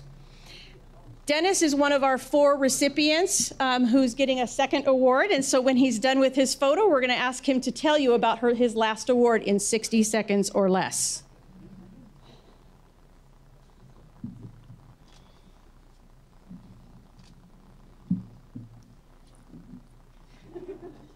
60 seconds, Dennis.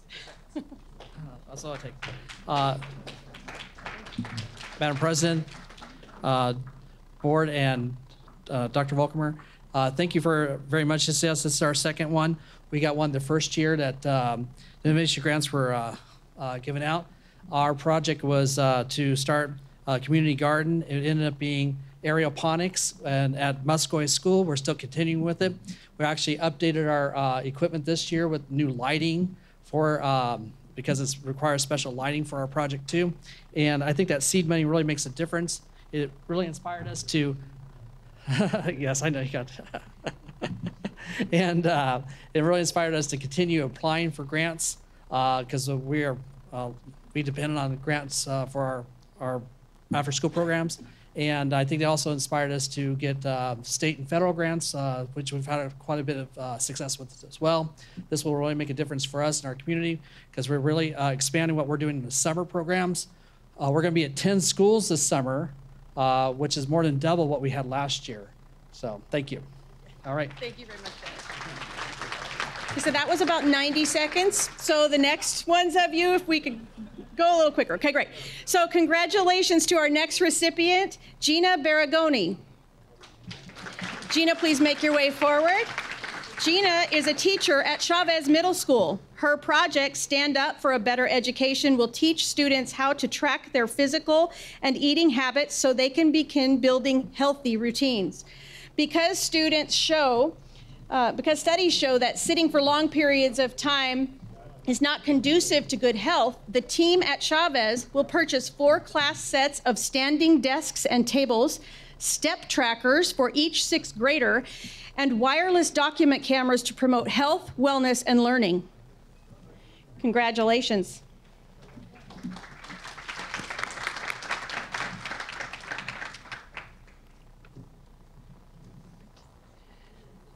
Congratulations to our next recipient, Carissa Gamboa.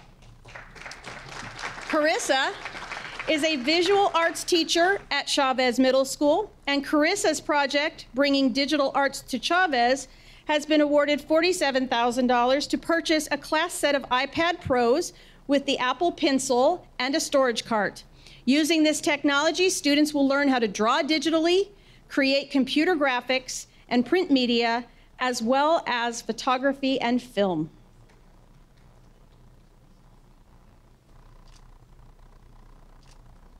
Great. Congratulations, Carissa. Our next recipient is Craig Aguilard. Craig is a counselor at Cole Elementary.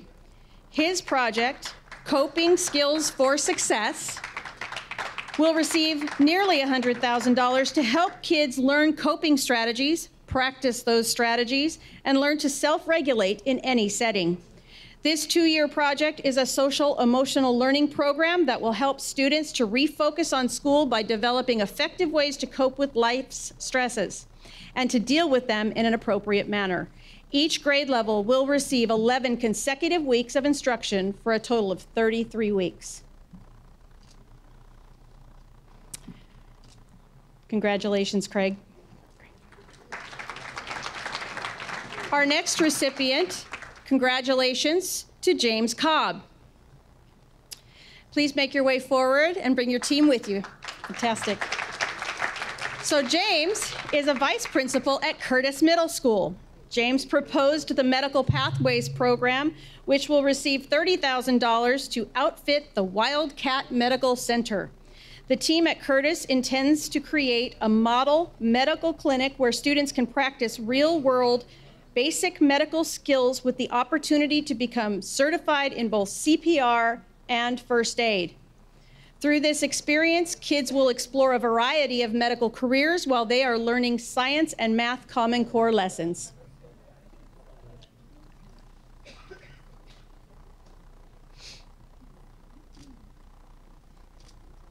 Congratulations, James.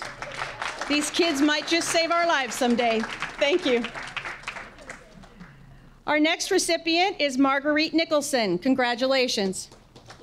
Marguerite is a teacher at Warm Springs Elementary School and the regional director of the Inland Empire Odyssey of the Mind. Her project will receive $92,200. Odyssey of the Mind is a creative problem-solving competition for students of all ages. Teams select a problem, create a unique and creative solution, then present their solution in a competition amongst other teams in the same age division at regional, state, and world levels. With this grant, the organization will be able to bring on 5 new San Bernardino City schools. Thank you. Thank you, Marguerite. Congratulations to our next recipient, Tracy Lycon. Please make your way forward. Tracy is a teacher at Golden Valley Middle School. She submitted a project titled Tech Team Repairs and won $10,000 for her school. The project will teach students the skills of computer repair, business management, and making connections in our local community. Through the Tech Team Repairs project, students will design a business and a marketing plan in order to implement their student-run business repairing computer laptop screens. It will also help to maintain the school's 1-to-1 laptop ratio for all students. Give them a round of applause. Thanks. Fantastic.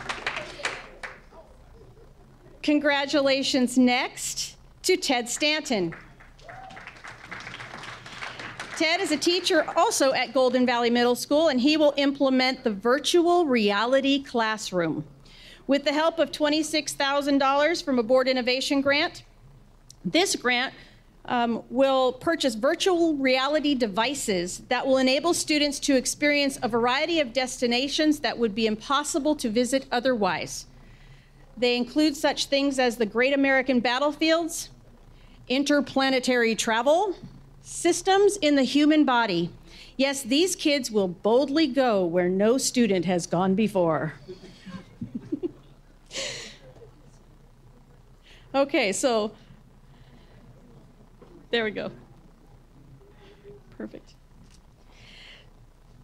So let's give Ted and the virtual reality team at Golden Valley Middle School a real, not virtual, round of applause. Okay, congratulations next to Jennifer Cowles Southern. Please make your way forward to be honored and bring any member of your team along with you. Jennifer is a teacher at Holcomb Elementary School, who believes that her students will learn new levels of responsibility when given choices in their learning environment. Her project, Beyond Traditional Alternative Seating, will use $1,500 to outfit her classroom with a couch, wobble cushion chairs, exercise ball, game chairs, and beanbags. The idea of flexible seating has really taken off as a way to meet the needs of today's active children, and now it will have a place at Holcomb. Very nice, Jennifer. Congratulations also goes to Lanaya Hagar, who is also from Holcomb Elementary School with a similar project. She will implement flexible seating at Holcomb Elementary School. As a teacher, Lanaya believes alternative seating will make her classroom more student-centered, creating a highly engaging environment for learning. She will create 5 different seating options to allow students to choose which best suits their learning style.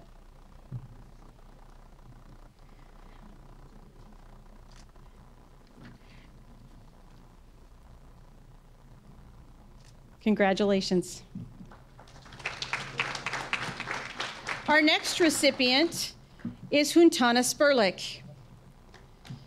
Huntana is a 3rd grade teacher at North Park Elementary School whose project, Coyote's Coding Creations, will be implemented with the help of a board innovation grant for $11,000. Coyote Coding Creations will give students the opportunity not only to learn computer programming skills, but to see the results of their work when they program their own robots. Students like to code on computers, but having robots to code is more engaging and offers a level of innovation and problem solving that cannot be achieved with a standalone computer programming software. They will also help teach other students how to code to demonstrate their mastery of these skills. Congratulations. Our next recipient from Pacific High School is Jose Acevedo. Please make your way forward to be honored and bring any members of your team who should be recognized along with you.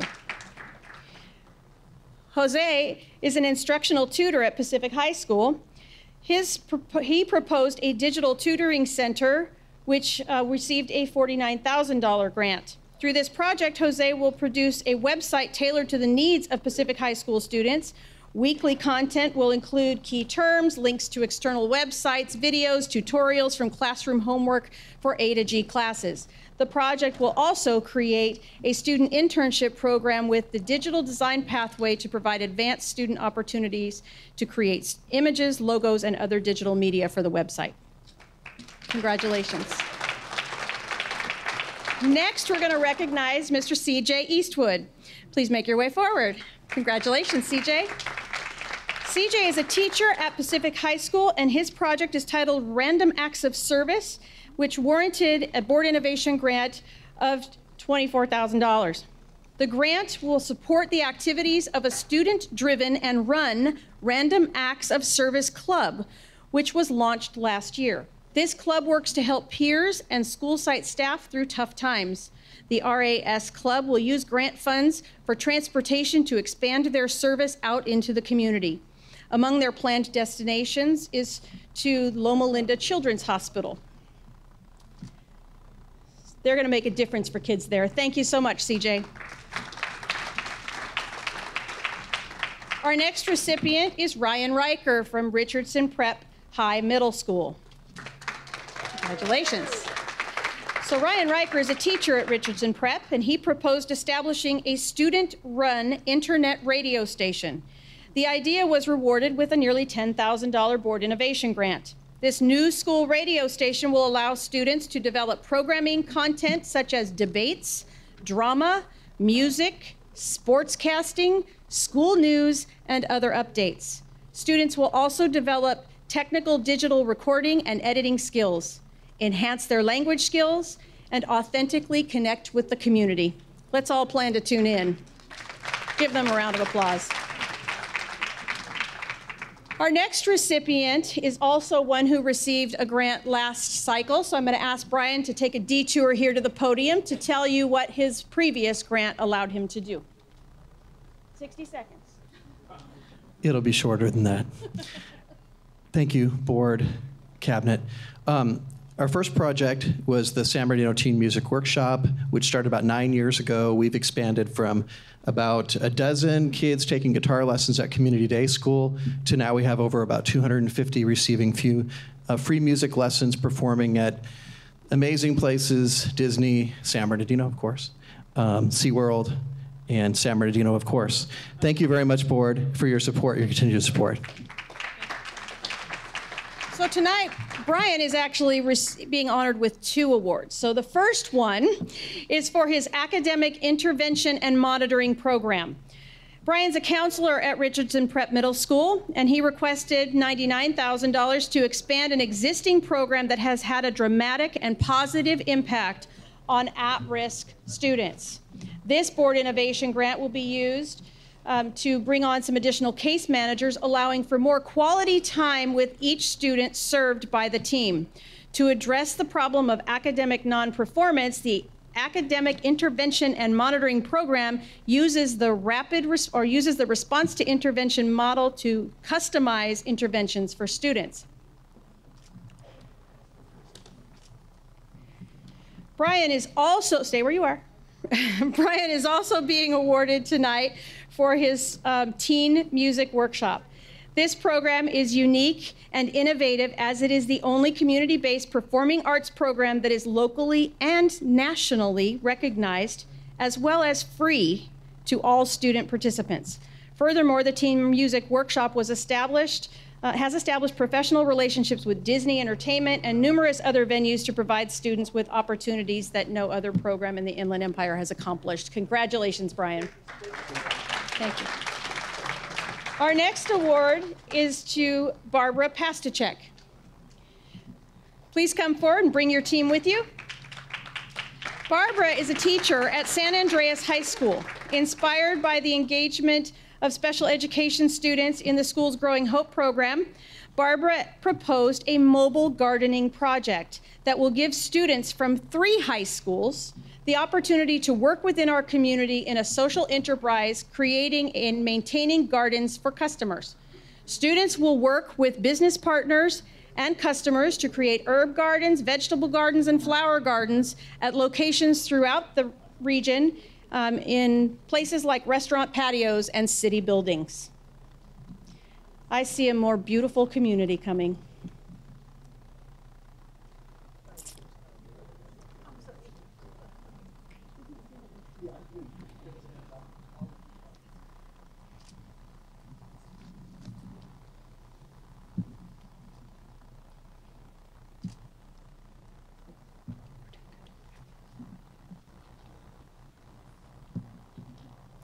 Got it? All right, so our next recipient is also a repeat winner. So we're going to ask Sergeant Alex Raya to take a detour here to the podium first. And I know he's got a large group with him who can get in position for their award next. So, Alex. You 15 seconds. No, you get 60. Go ahead. First of all, I want to say thank you to everybody as everybody's getting situated. This is our second time. Our first round of from the grant money, we were able to graduate several people from various academies, taking them multiple competitions. All these youth are and young adults are from throughout the city, different schools within the school district. Some are charter school members. A lot of these kids have chosen this path to go in a career law enforcement. This is their pathway. They come from different walks of life, and we've been able to provide them the guidance and to secure that knowledge to get to that position, which is, if you look at statistically, out of 100 applicants, only one makes it. I see in our whole post, we have 49, or actually 30 kids now. That's 30 more applicants that are actually going to process through that system. With that, I'll get in the picture so we can move on. Thank you, Alex.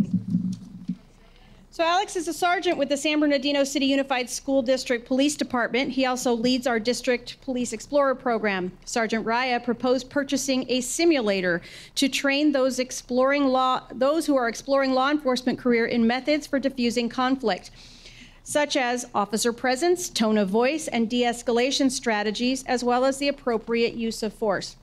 The simulator will be installed in a mobile trailer and transported around the district to work with students in the department's Auxiliary and Junior Explorer program.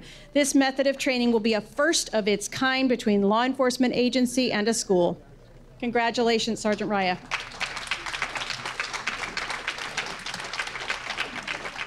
Our next recipient is Anita Ray, and she is with Shandon Hills Middle School. Anita is a teacher at Shandon Hills. Please make your way forward. Fantastic.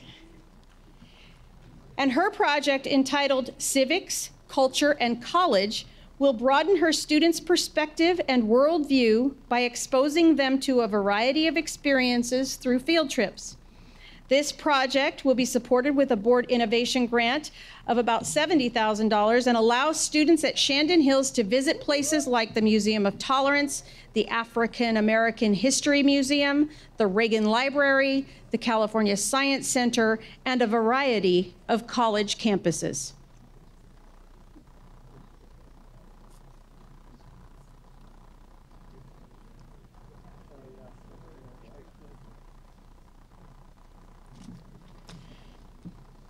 Let's give her a round of applause. Our next recipient is also from Shandon Hills Middle School. Please help me congratulate Ms. Dawn Ronholtz. Dawn is a computer science teacher at Shandon Hills, and her board innovation grant will invest $31,000 to create a video game design company at on the Shandon Hills campus. By integrating the computer science, digital art, and music classes, students will create game apps and sell their products on app marketplaces like Google Play, iTunes, and the Apple Store. The project will allow students to develop technological, business, digital marketing, and 21st century skills such as creativity, communication, collaboration, and critical thinking, essential to be competitive in today's workforce. Congratulations. Next, we're recognizing Carrie Swaim, also from Shandon Hills Middle School. She's an educational specialist there. She proposed a 21st century learning space and was awarded $7,000 for her project. With the help of her board innovation grant, Carrie will create a flexible learning environment in 2 separate special day classes. In these classrooms, students will have access to a tall table with stools, 2 couches, a class set of yoga mats, exercise ball, and bases.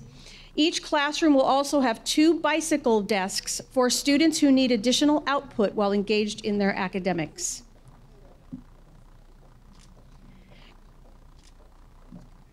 Congratulations, Carrie. And our final awardee of the night is also a repeat winner, so we're going to ask Sean Taylor to stop here at the podium to tell you about his last award in 60 seconds or less. Good evening, guys. I'll make this short. In 2016, we got a grant which basically allowed a 1-to-1 ratio of Chromebooks in the classroom, which really helped engagement in the classroom and really helped students gain technology skills, and I think communication skills that will probably help them later on down the road. So thank you. Sean is a STEM teacher at Sierra High School. His Sierra High STEM project will be supported with a board innovation grant of $19,865 to purchase materials such as lab kits, project-based kits, and materials that allow students to take a world problem and use STEM concepts to work out solutions. Students will get hands-on experience with lessons in biology, physical science, health, environmental, and technological sciences. They will look into these subjects to address issues of alternative energy, genetic engineering, environmental concerns, and food insecurity. Congratulations, Sean. And with that, I want to thank you for the privilege of helping to award all of tonight's recipients. You've done good work, board. Thank you.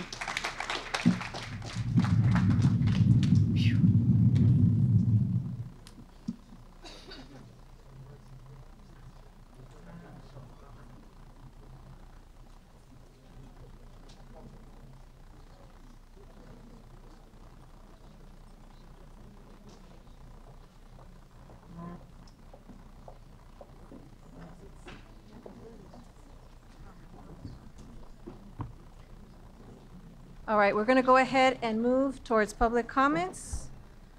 5.0. When recognized, please step to the podium, give your name, and limit your comments to 5 minutes or less. The time for public comment by 6 or more individuals on any one topic is 30 minutes. Dr. Volkamer? Thank you, Madam President. The board welcomes first Vanessa Kaigoy from Hardy Brown College Prep.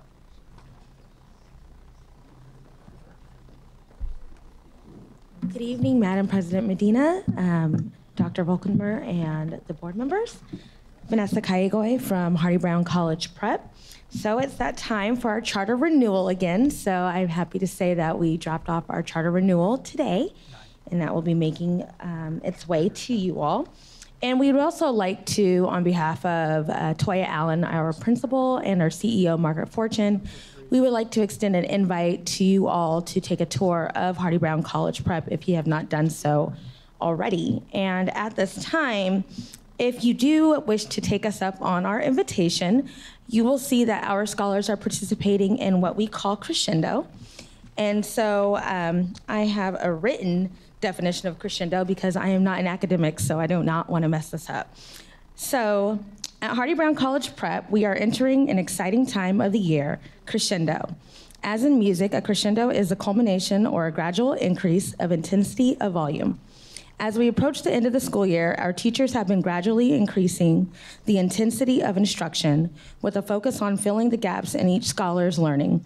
Our teachers have been reviewing the data from our weekly assessments, our interim assessments, and classwork, and have also identified the key state standards our scholars need additional help with.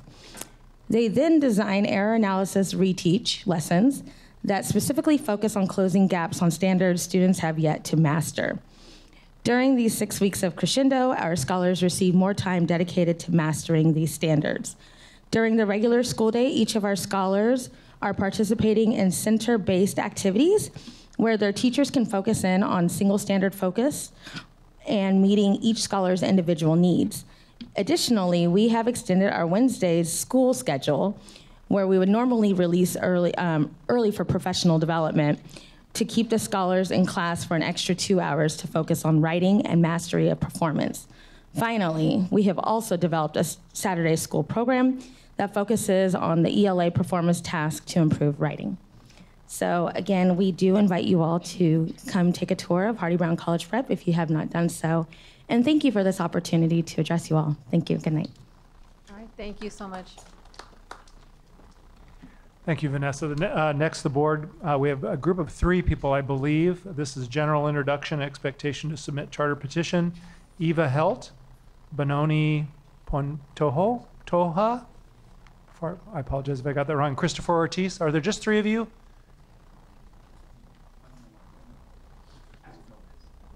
Is Shannon Gomez with your group as well?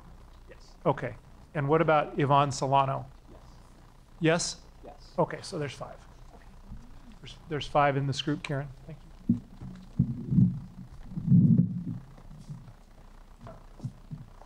Perfect. Congratulations, first of all, on the innovation grant and its success. That's great stuff going on here.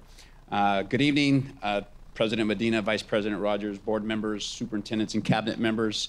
Thank you for this opportunity to share about our excitement to submit a charter petition to San Bernardino Unified City School District Charter Division very shortly to Mr. Tekel and the Charter Division there. My name is Benoni Pantoja. I'm the VP of Schools for Talion Academy.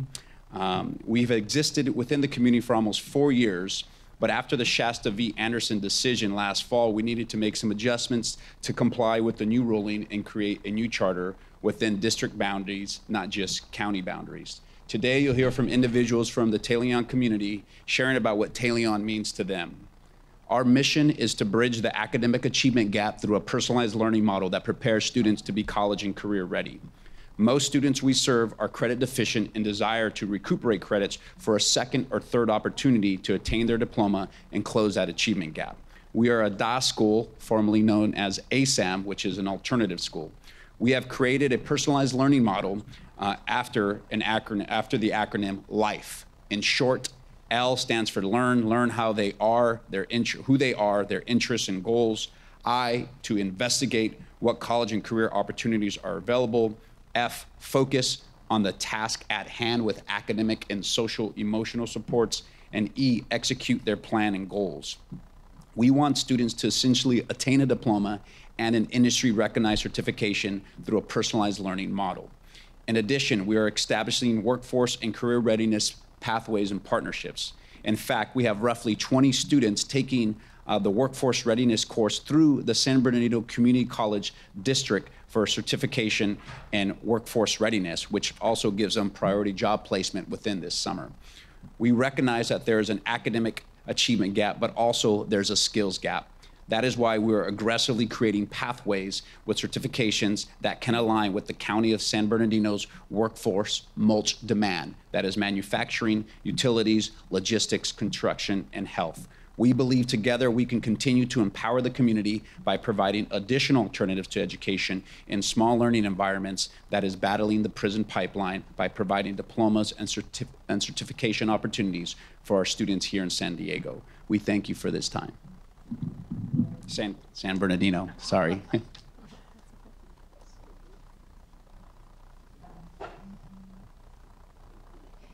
Good evening, I'm Shannon Gomez. I'm fighting a little cold, so please excuse me.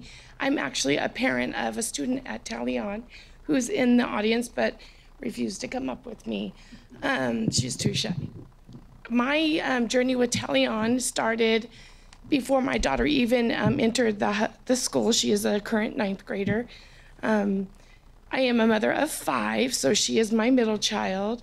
She had gone to your mainstream elementary and middle school, and to say the least, it was a traumatic time for her. So I've worked out in the San Bernardino community. We are from Riverside for about 17 years now with the local Early Head Start. And I was at a community event representing the program that I work for.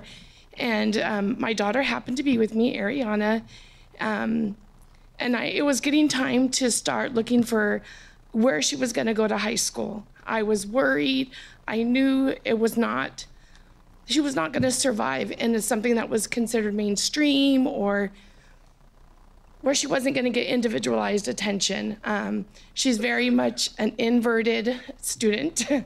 So we were sitting there and Mr. Ortiz was sitting across from us, and I saw Talion, and I walked over and I talked to him a little bit about the program, asked him how it worked, and even though was I from Riverside, was I still able to participate? And he was, yes, yes, yes.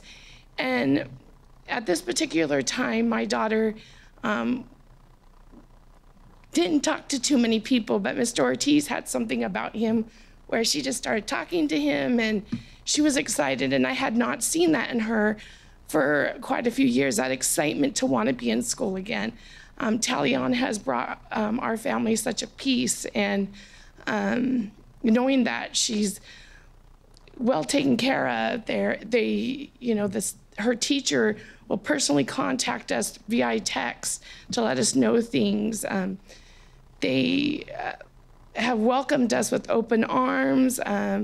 Every time I see Mr. Ortiz, it's like a family. He gives me a hug. They've asked me to join their school board. So I actually feel like I'm a part of a family, and that my daughter is not just another number. She's a student, and she's not traumatized. She's actually willing to, interact with kids her own age again, which was not something she was able to do. So I really appreciate what they've done for my daughter and my family, and we continue to drive from Riverside to San Bernardino so that she can attend Talion. Thank you.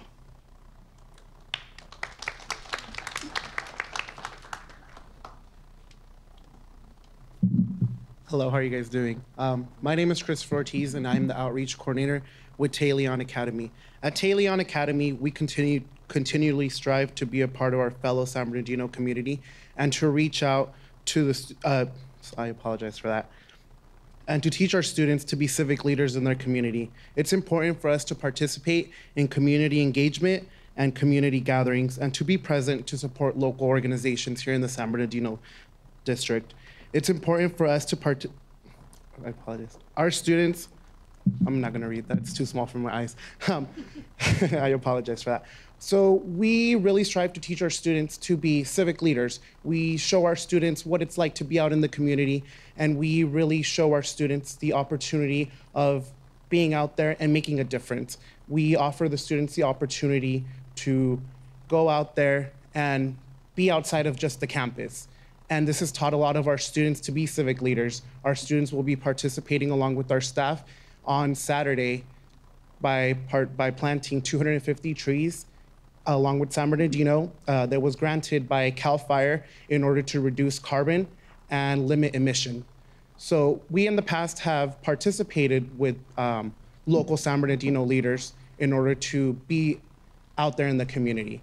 And at this time, I would like to take the opportunity to introduce one of our students that has really stepped up and has taken the opportunity to be a civic leader and taken advantage of all the resources that Talion Academy offers to our students. And her name is Yvonne Solano, and I personally have seen the impact that our program has on our students.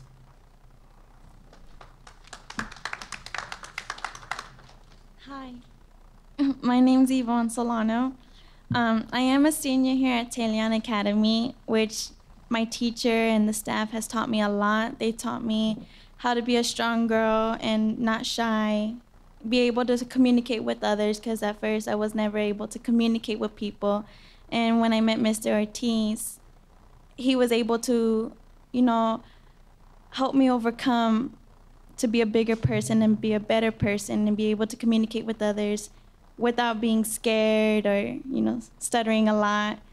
And I learned a lot here, and the school's a great school. I like the school. I'm able to graduate. I am a junior, actually, graduating early this year. And I'm excited for the rest of the time that I have with Talion Academy until I graduate, and I'm excited for this Saturday to help plant the trees with the rest of the school.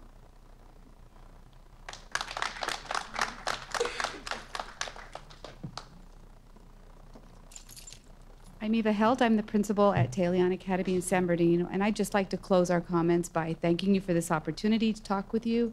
As you read our petition this week after we submit it, hopefully in the next day or two, I would like you to look at it and read it as seeing us as potential partners in your effort to educate students in San Bernardino. That is how we see ourselves as we are looking to find ways to meet students where they are and help them to graduate. And sometimes that means heading back to their public schools that they've been in and want to go back to, but they're needing to catch up in their credits. Could mean graduation with Talion. It could mean going on to college. Whatever the pathway is, we want to meet them where they are, and we want to partner with you to do that. And I just thank you for this opportunity. Good night.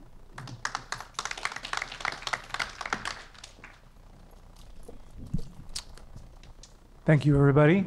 Board, next we want to recognize and bring to the podium Nikki Detman. And friends. I roll with the crew. I don't know if you know that. Good evening. Good evening. Thank you guys for giving us the opportunity to come and share just a little bit about our experience at this year's CASA conference. I think I'm supposed to say next slide. Okay. So on March 14th through the 16th of this year, a group of equity warriors from San Bernardino City Unified School District attended the CASA conference, the California Association of African American Superintendents and Administrators, a group of educational leaders who are committed to identifying and addressing the critical issues in education through public policy relative to the status and performance of African American students in California. Among the attendees from SBCUSD were parents and District African American Advisory Board members. Nikki Detman, DAC President, Jennifer Reed, DAC Secretary, myself, Devonna Robertson, DAC Parliamentarian, Brandy Foster, and Lakeitha James, who are both parent leaders. So I'm going to briefly share a little bit about one of the breakout sessions that I attended, and it was so very good to see Mrs. Gwen Rogers and I think Dr. Mitchell also at the conference. So one of the breakout sessions that I attended was entitled, let me first say what the title of the conference was this year, which was Educational Justice, Strategies, Solutions, and Resources. So one of the breakout sessions that I attended was titled Taking a Stand for Standard English Learners, Meeting the Cultural, Linguistic, and Social Emotional Needs of African American Students. And so I've had this question to both parents and to some of the district employees. What happens after I check the box that our language is English, but my children don't have an academic language? What support do those students receive, especially as African American students? And so the answer that I've received is the need is supposed to be met in the classroom. But the question is the need being met in the classroom?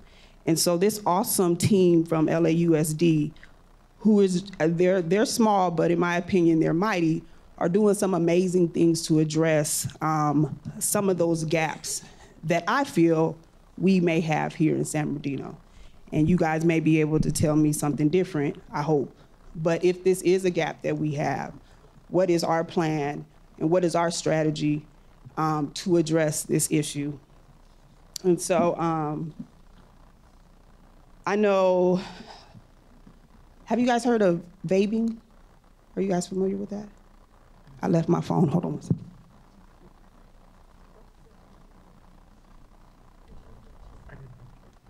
Can you repeat it, Devonna? Vaping? Vaping, okay. Vaping? Vaping. No. V-A-B-B-I-N-G. Oh, Okay, so some of the activities they had us do is number one, identifying the underserved. So is this one of the underserved groups in our district? So some of the questions they asked us, who are the underserved in our context? How are you currently serving these students, our successes and our failures? How have you differentiated the conversation about race, culture, and language? So then they had us do this activity of rings of culture. And in the rings of culture, we were identifying our ethnicity, our religion, our socioeconomic status, our nationality, gender, age, and orientation. And so they talked a lot about, we are not just, it's it's an individual that we are educating or that is being educated, and all of those components have a huge impact on how they're receiving the information, how they're being treated by the teachers. And so those were one of the activities they had us do. So I'm gonna just really quick read to you what vaping stands for, and then I'm gonna pass the mic.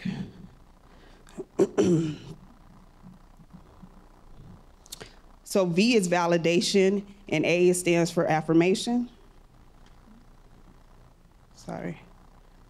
Validation is the intentional and purposeful legitimization of a student's culture and language.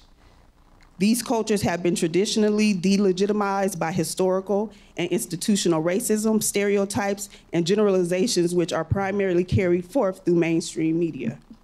What impact does this have on our children? Affirmation is the intentional and purposeful effort to reverse the negative stereotypes of non-mainstream cultures and languages. These stereotypes have been perpetrated through the media and historical portrayal. And then the other two letters is building and bridging. When we build and bridge, we make the connections between the home culture and language with the school culture and language through instructional strategy and activity. By doing this, we give students opportunities for situational appropriateness and the utilization of the appropriate cultural or linguistic behavior. If students who have been traditionally underserved are to overcome the barriers to achieving success in the school and mainstream cultures, they must master the concept of situational appropriateness and the act of code switching cultural and linguistically. So I think there's work to do. If we have a team like this that's meeting the needs of the African American students, then I would love to know where they are and what they're doing, because I think it's very important. One of the slides that they ended with, that they showed us, gave a breakdown of diversity in children's books. And so the representation in our children's books, Native American have 0.9 representation in the books that our children look at. Latino children, 2.4%. Asian Pacific, 3.3%. African American, 7.6%. Animals, 12.5%. Animals aren't reading books, but there's more of them in there than there are children of color. White, 73.3%. So we have a lot of work to do, and that's one of the things that I learned. I hope I was able to share that accurately. I'm not a teacher, I'm just a parent, but I do feel like this is a need that we need to address. Thank you. Devonna, Yes. Did they mention anything about ethnic studies within that? No. Well, since you're talking about what representation are in the books, and I'm wondering if they mentioned anything about ethnic studies. No. They did not. Okay. Not that I recall. No. And so I'm gonna pass the mic to Brandy Foster. Good afternoon, board members. Hi, Fran. So I also attended this conference, and I was definitely enlightened. It's been a while since I've been before you guys. It's my work is I'm a drug and alcohol counselor, and that's where my work has been. Attending the conference brought me back to where I came from, which was here with you guys. Our own support, our own people presented on a topic that really brought home for me what it is that I want to do. So what they said was, let's fix it. And so with the concept of let's fix it, I went back to what I've been thinking, where I come from. Where I come from is from trauma, from addiction, from these things that were my past. And it is where I want to put something in for the future for our kids in the district. This is my goal. This is my passion. So I attended workshops that really brought it home for me. I attended a workshop that was on trauma in the classroom of children. And the way they addressed the trauma of the students is by having teachers that had addressed their own trauma. This was their focus, that a teacher who did not have the baggage of trauma and knew how to deal with their own trauma could better help a student with their trauma. And so they weren't re-victimizing children with their own issues. And I really loved how they presented it, and what their thing was is it's okay to not be okay. It's okay for our teachers, for our staff members to not be okay, and it's okay for them to have issues and problems that they need to deal with, and it's okay for them to be doing that work as employees in our district. I thought that was really awesome, and just the statistics on children who have been who are victims of trauma are 35%. 35% of our students have been victims of trauma, and that's what they're bringing to class every day. So they're going to sit in a classroom and they're going to try to learn their ABCs, and then they're going to go home and they're going to deal with something. And that teacher may have dealt with something similar, but they've never found a solution to that problem, so they can't bring a solution to their classroom. So I thought that was really, I thought it was like mind-blowing to me. It was just awesome to think that a teacher who just learns how to deal with their own trauma then learns how to deal with the students. The second thing that I really, workshop that really resonated with me was on adult learners, teaching adult learners. So when I come to you guys, it's going to be with a presentation of some of the issues that we're seeing in gross numbers right now, which is going to be the opium crisis, and it's also going to be how do we deal with children whose parents think that it's okay to smoke marijuana because now it's legal. What is going to be the effects? What is going to be the fallback on our students when they go home and their house is filled with people smoking marijuana and now it's okay because it's legal? Initially, I want to put together a presentation for parents so they can identify things. Because if I asked you guys right now, do you guys think that something as simple as a diarrhea medicine is a drug? What would you say? It's a drug. It's a drug. Children are abusing Imodium AD these days because it contains opiates. They are abusing a thing called kratom that is sold all day long in these smoke shops because it contains opium. They are finding their opiates in other ways and eventually getting to heroin and these harder drugs. So this is where I think the education for our parents needs to come in. And this is where this workshop that I went to, where I was engaged with adult learning strategies, meeting adults where they are, teaching them things in chunks. That workshop has definitely propelled me to re-engage in this work and to move forward. Thank you. Thank you, Brandy. All right, good evening, everybody. My name is Jennifer Reed, and just want to take the opportunity to thank you again for being able to go to a conference such as this. This is my first CASA conference, and there were, you can call them aha moments. There were three basic workshops that, all of them were great, but three things that really stood out for me, and probably because I had a personal tie to this first one here, it's key points where I could really take and then transform it into something when I came back. So reducing chronic absenteeism. I think I was the only parent in that room. It was a bunch of administrators and principals trying to figure out how to handle their chronic absenteeism issue, right? So we know that there's an issue that we have with kids missing school. When I went in there, I kind of went with a small little, you can call it a chip or a little bit of on an offense, because I got a letter handed down from the state about SARB that put my daughter through the process. My daughter has asthma, and she's missed a lot of school. So, and I'm an active parent, parent volunteer, and so I get this letter that it kind of is worded in a way where, like, I don't know that school's important. Like, my daughter it's important for my daughter to be attending school. So, being on kind of the one side of it, where obviously I know that that's important.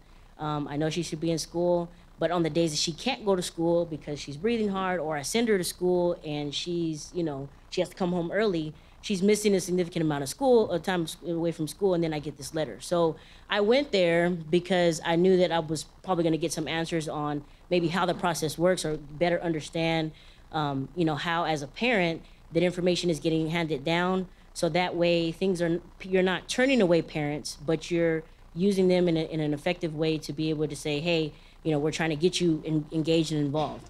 So I'm glad I went because I got to share that, and I also learned a lot of things too. I learned that the data collection that they're using, and apparently this is the first time that they have had this broad span of data that's actually telling them, where students are missing, how students are missing, and what regions of students, so the bigger picture of it was really enlightening because it will help, leveraging that data, it helps to implement ways to support the student's success rather than just, look at them as numbers. And so I actually had one of those aha moments in that class where I thought about, there was something that was mentioned because of the data that was displayed. There were ideas given, like, for example, if students are missing because of a certain health issue, and you find that there are large numbers around a particular area or school, then they talked about partnerships with communities, like, the community health organizations where they can actually come in and give a talk to the parents, or make some adjustments in the school for, like, those who have allergies and asthma, to make the environment better, because they were finding that looking deep, some of these things have to do with maybe carpet issues or, things that are in the classroom that's actually affecting the child when they're in the classroom.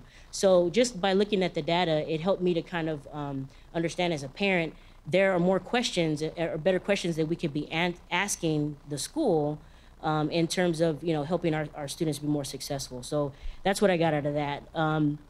Another one, meeting parents where they are. Brandy just spoke on that a little bit too.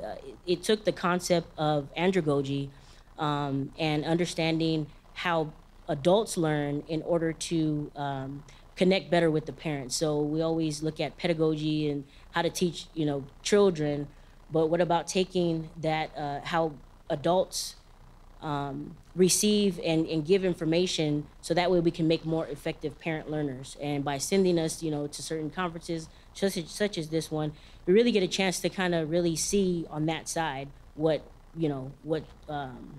some of the benefits. And so, and an example of that, the School Smarts program, it's a nationwide program. Actually, it came out of the PTA, but schools that have PTOs can also engage in this. But it gives you an equity lens approach for student success through effective family and community engagement strategies. So it's bringing parents and community leaders to a round table, and then they're able to kind of voice their opinions around a particular issue that's happening at school. And it's just a more focused group. So I guess the bottom line is a lot of my takeaways were turning this information that we're learning and putting it into an action. So even in our smaller circles, we're able to be more effective at what we're doing at the school site as individuals. So, thank you. Thank you. So we've all seen some version of the image that you see, the difference between equality and equity. And what we sort of took away from the conference is that, regardless of the current demographics of our school district, we cannot be afraid to say that we're going to help the students that need the help, whether they're 80% of the demographic of the district or 20% of the demographic of the district. We have an obligation to help those students who need help.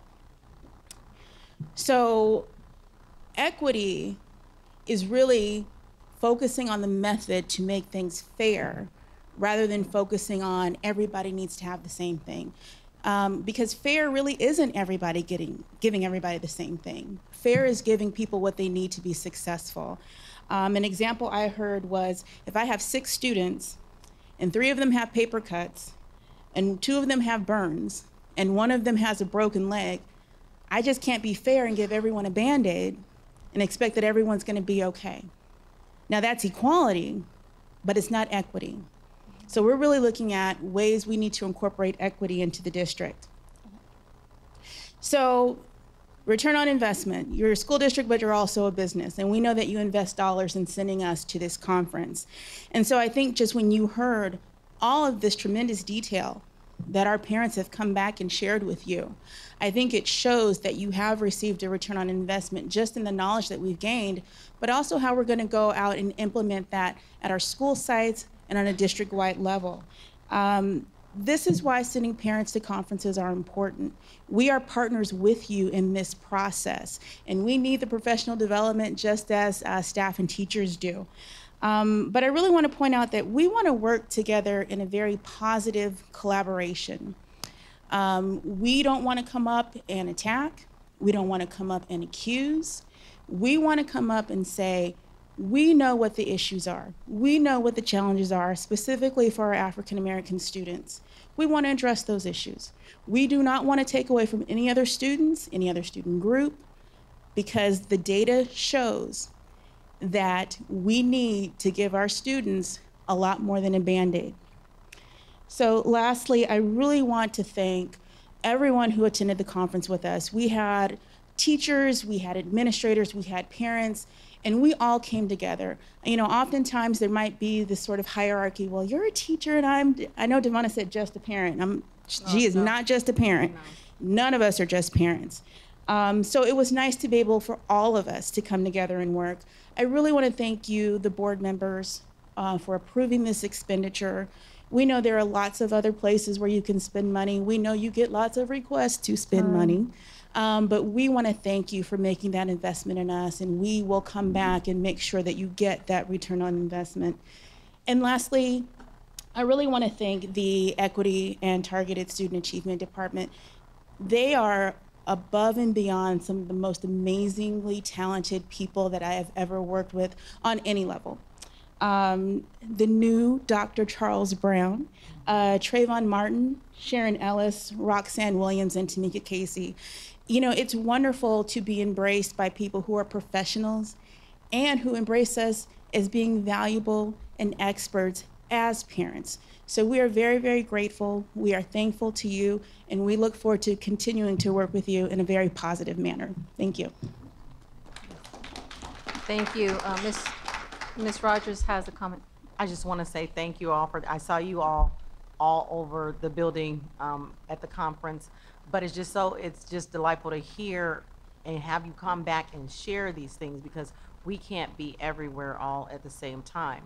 But that is the purpose of the relationship with our parents, and this is true, authentic engagement when we can have this conversation and you can say, these are the takeaways and these are the things that we specifically can support our students. And that was even at that conference is where if you were here earlier when we read the resolution, and that came from me being able to sit in and hear Shirley Weber and the other assembly members give their appeal as to why we needed to move forward with supporting a bill like that.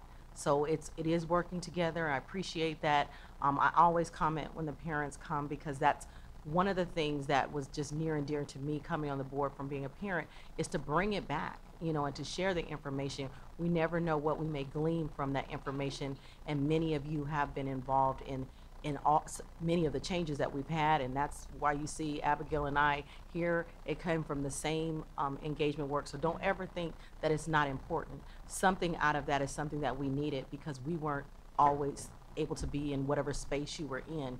But it's all about our students, and the more information we get, the more we can be realistic about the work that we're doing, and then we will see the results, the end results. Thank you. Thank you, Ms. Rogers. Mr. Tillman? I want to thank you all for coming and presenting. It was a great presentation. Love the comments. You know, I heard about the bill, but I'm thinking about it in terms of numbers. Our district right now has about 90% of the students that qualify for the additional funding, local control funding. So just like ours wouldn't see probably a whole lot of additional funding. But the key is, like you mentioned earlier, the parent, where you said, do we have the things in place to address the needs of our students? And that's what's key. And if you have, if you go to these conferences and you see ideas and you see things that are going to impact our students, we need to hear about it, because this board has already committed to doing those things. A lot of times that legislation you're talking about is for districts, and you see it. When you go to these conferences, you don't see a lot of districts that are sending parents to those conferences. But this district has made that commitment, and we've made that commitment for a long time. So we crossed that bridge, but the key is to grow. I know we're getting better. When you list those names of the personnel that the district has working in target instruction, to me it sounds like a dream team.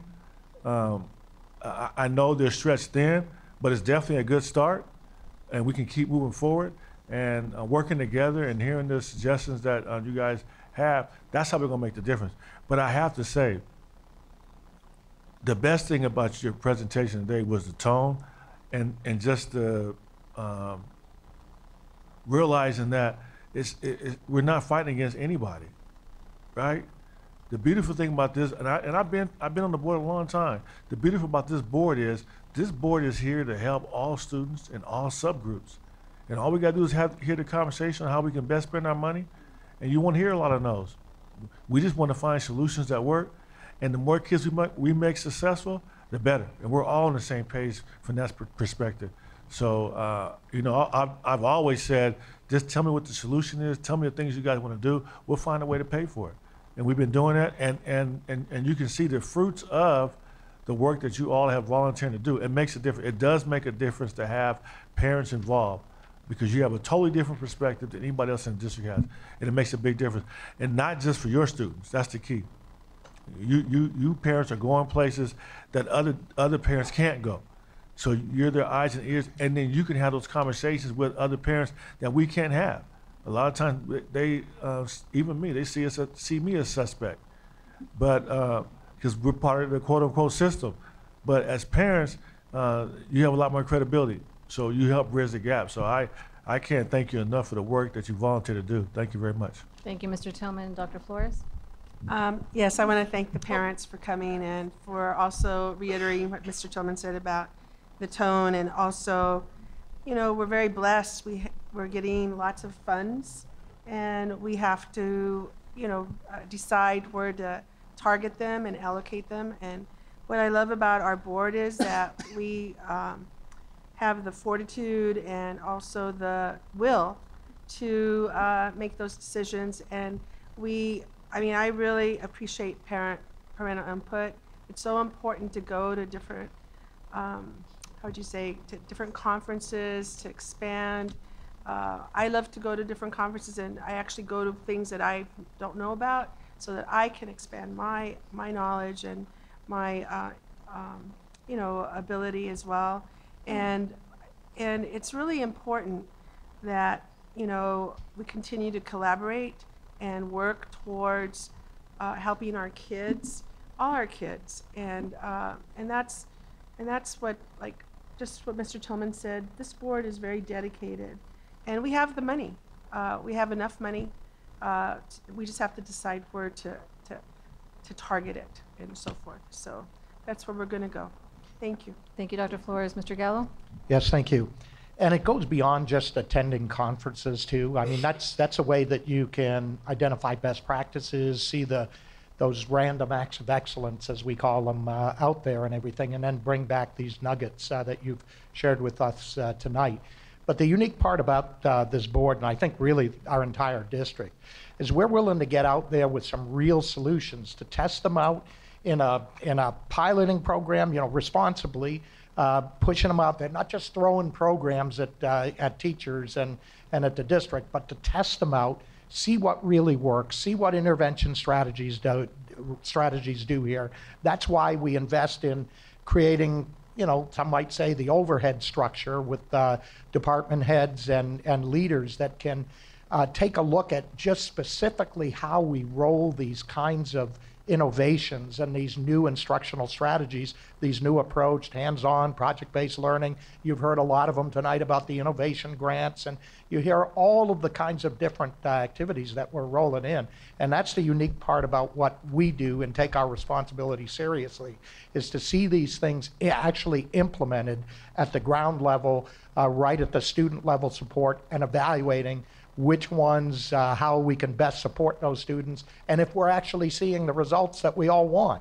You know, so it's not just hearing about the greatest thing and then saying, yeah, boy, I wish we could do that. It's actually implementing it and doing it. And again, we're just so glad that we've got everybody engaged in this. You know, look, We value people by including them in the decisions that we make that affect their lives, right? And that you guys are being included in the decisions. And we're relying on you to actually, inform us, because, we can't know about everything out there, but together we can kind of bring back those best practices and then put them into action. So thank you very much. So, thank you, Mr. Gallo. I just wanted to have only because this is public comments and this was a great presentation that is needing of more time, of course, but I wanted to just get the points that you were talking about, Devonna, the vaping or the vabbing, the 5 points you mentioned, and if you can repeat that for me, because I think that's also very important when you look at how we're funding or what we're providing, and if you can really quickly give me those. So you wanted to know what vaping stood for? The 5, I think you said 5 points within that. I think I talked about because it was cultural orientation at the last part. I think you were talking about the different things that they look at. Right. As far as addressing the whole individual rings of culture? No, not vaping. Not the acronym. Otherwise, It was the age, ethnicity. Yes. That one. Okay. Yes. So that was the ring of culture: ethnicity, religion, social economic status, social economic, gender, age, orientation, and nationality. Is that what you were looking for? Yes. Okay. And then maybe I'll get that information from you. All right. Okay. Thank you. Hi, Dr. Hill. Brianna said, I'm sorry, you guys. Brianna said she hopes that her and Naya made you very proud this weekend in San Diego. Extremely proud. Okay. We're so proud of them. So congratulations, Brianna and Naya. Yes, they were representing you very well. They sure did. All right. Thank you for your public comments. Additional. Next, we have Dominique White from Powell Charter School.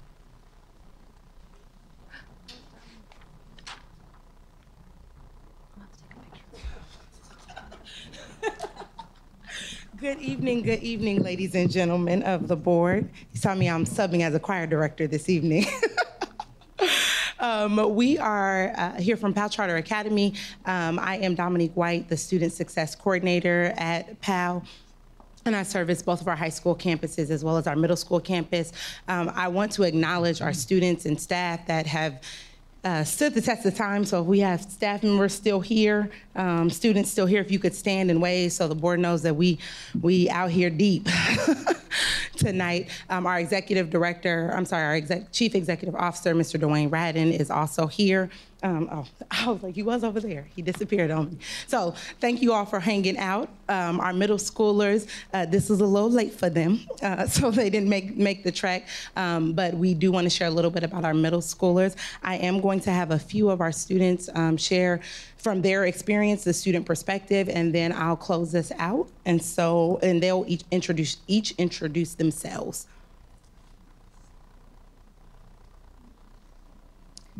Good evening. Hello, my name is Jesse Hamilton. I'm a current junior at Powell Charter Academy. I am a participant in our WEO program, and I'm currently placed as a student assistant at San Bernardino YMCA. I additionally have maintained a 4.0 GPA. As a multi-sport student scholar athlete, I am eager to Thank you. I am eager to participate in our College Bound Club as a first scholar athlete to graduate to transition to collegiate athletics. And my desire is to attend Kansas University or Norfolk State University. And I will be, I'm sorry. And I'll be heading toward my bachelor's degree in business.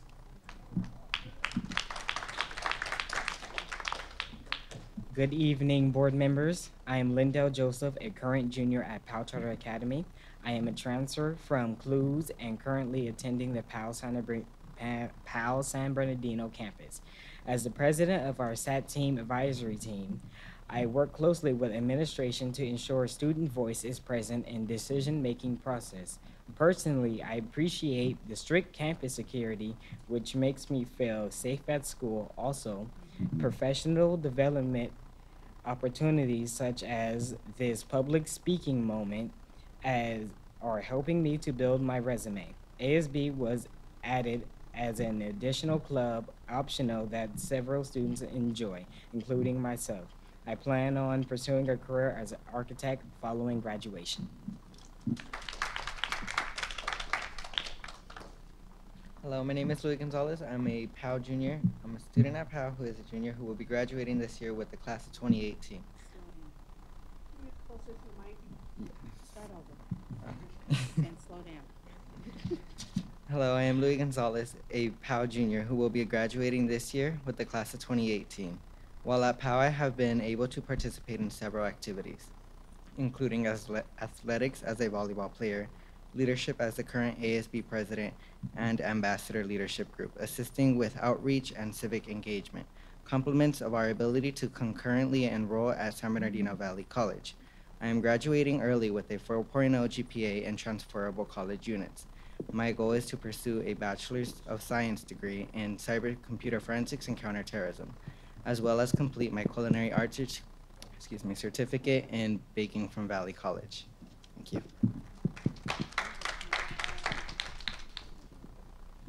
Hello, my name is Dalia McGee, a current freshman at Powell Charter Academy. I too am a former CLU student who attends the SB campus. I am a member of ASB and the newly designed College Bound Club, which is designed to promote competitive college access and increase the college admission rate for our graduates. I appreciate the open door policy and connection with my teachers and staff, always willing to help. I've been able to maintain my 4.0 GPA and enjoy flexible class options offered. Thank you. I didn't on purpose bring all the 4.0 students. I want to say that we have been intentional and diligent in addressing curriculum and rigor as well as competitive opportunities for college-bound access so that we can increase our graduation rates this year. Complements of that, each trimester, we're a trimester system, and each trimester we're averaging about 70 students out of our 260 that are performing at a 3.0 GPA and above. And so they are winning in the classroom. Additionally, we have a lot of programs that are going on and happening, and a lot of great things that are happening at Powell Charter Academy. You heard a little bit, like snippets of them from the student perspective. We want to also share with each of you the following information. Our CTE program, Career Technical Education, is blossoming. We currently offer video production and construction are our long-standing course offerings in that section. Our video production students were able to compete in a C-SPAN video production competition earlier this year. Unfortunately, we didn't win, but we're gonna compete again next year, and they were able to compete on a national level, which was an exciting time for our students. That video will be made available in the next week or two on our social media sites. We had to keep it under lock and key until the results were actually presented. We also have added computers and explorers to our career technical education program this school year. So basics in computer, web design, graphic design, introductory IT functions. We have that offering as an elective at PAL. And then our explorers would be similar to or comparable to an ROTC or a cadet program. Chief Polino has come out to Career Day with us and shared, and our students are excited about that opportunity. Our students have also been able to participate in physical training opportunities with the San Bernardino County Sheriff's Department here locally, so they're super excited. And for the first year, we will be able to do our own color guard and so on at our graduation this year. We don't have to call in another school, so we're thrilled about that opportunity.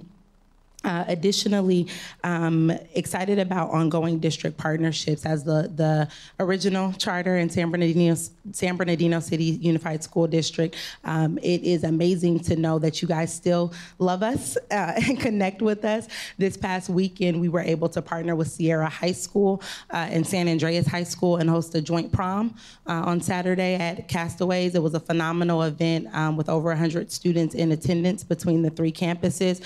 It went over over without a hitch. I just got the pictures earlier today. I haven't had a chance to look at them, but everyone had positive feedback, and it was a really exciting time for the students. For us as a small charter, those things are incredible because it allows us to offer an experience to our graduating classes that they would not otherwise have, and so that was really incredible. We also have an Upward Bound program, and we're partnering with San Bernardino High School to execute that, servicing 60 students through that initiative and that direct partnership. They meet primarily at our San Bernardino campus, which is just a couple of blocks from San Bernardino High School, and so we're grateful for that opportunity as well. We talked about middle school briefly. We introduced 6th through 8th grade this school year, and they are thriving and excited. We have 12 8th graders who will be promoting to high school this school year. Total enrollment for middle school is 29 students. Finally, we have actually two more things. Our athletic program, we are super excited, and if you follow me on Facebook, you know we won a championship. Woo! For the first time in the history of PAL, our basketball team was able to secure the championship for boys basketball in the Inland Empire Alternative Schools League, which is a league that encompasses continuation and charter schools throughout the two-county region that forms the Inland Empire. Sierra and San Andreas both have participated or currently participate in that league. And so we have extended or brought with us a gift for each of you because we want you to commemorate history with us. A championship t-shirt for each of you. Dr. Volkemer, please accept my apologies. We only bought the 7 for each of the board members. We will.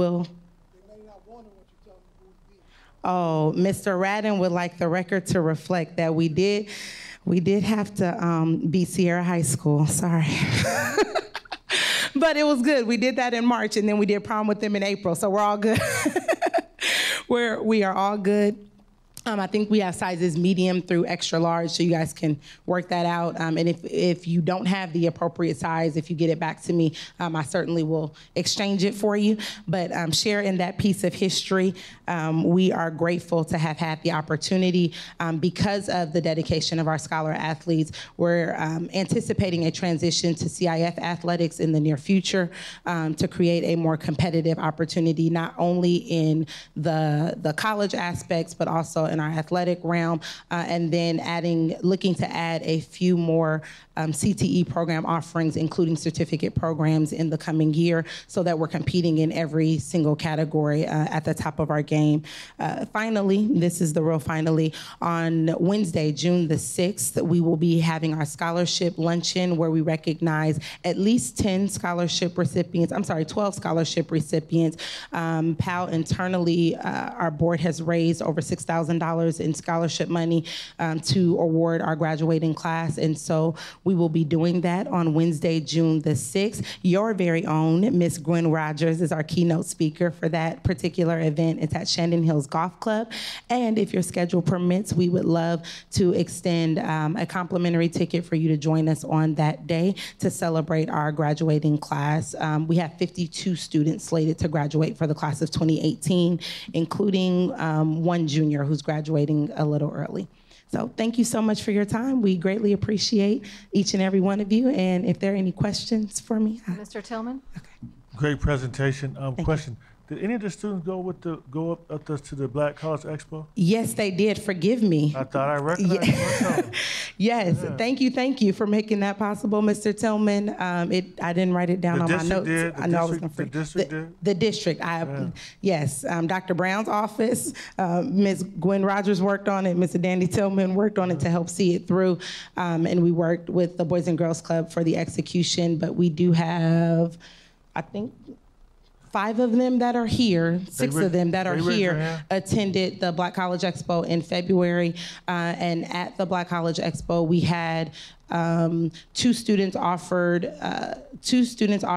admissions to Texas College and Norfolk State University and Concord University was the third one, as well as a scholarship offer for Mr. Louis Gonzalez, our junior, who's graduating early. He was offered a scholarship on site at that time as well. Great. So, Thank you. you're All right, welcome. Thank you. All right, thank you for your presentation, or Thank- your board comments. Thank you. Thank you. And board, that concludes our public comments for this evening. Okay, and I do apologize, I did skip over 4.0, student board members, and when I try to look for her, because right after the first public comment, I did try to look for her to make sure we gave her that opportunity. I just, she had left. So yes, I know, I noticed that.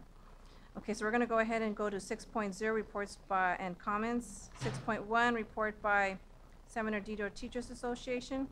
Ashley?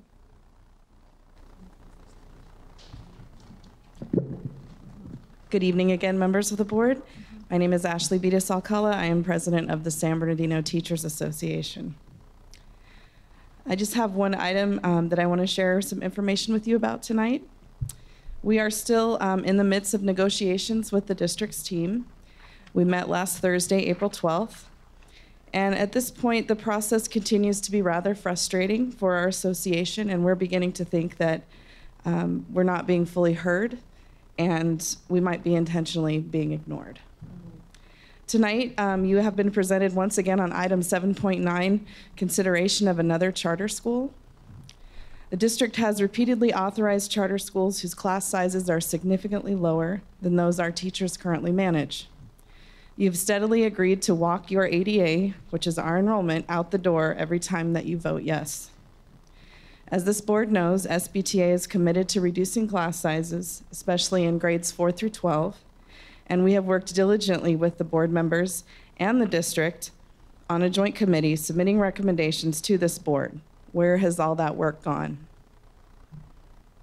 Further, we believe that the benefits that this board has said publicly that you want for our students and their success and their future, we agree with.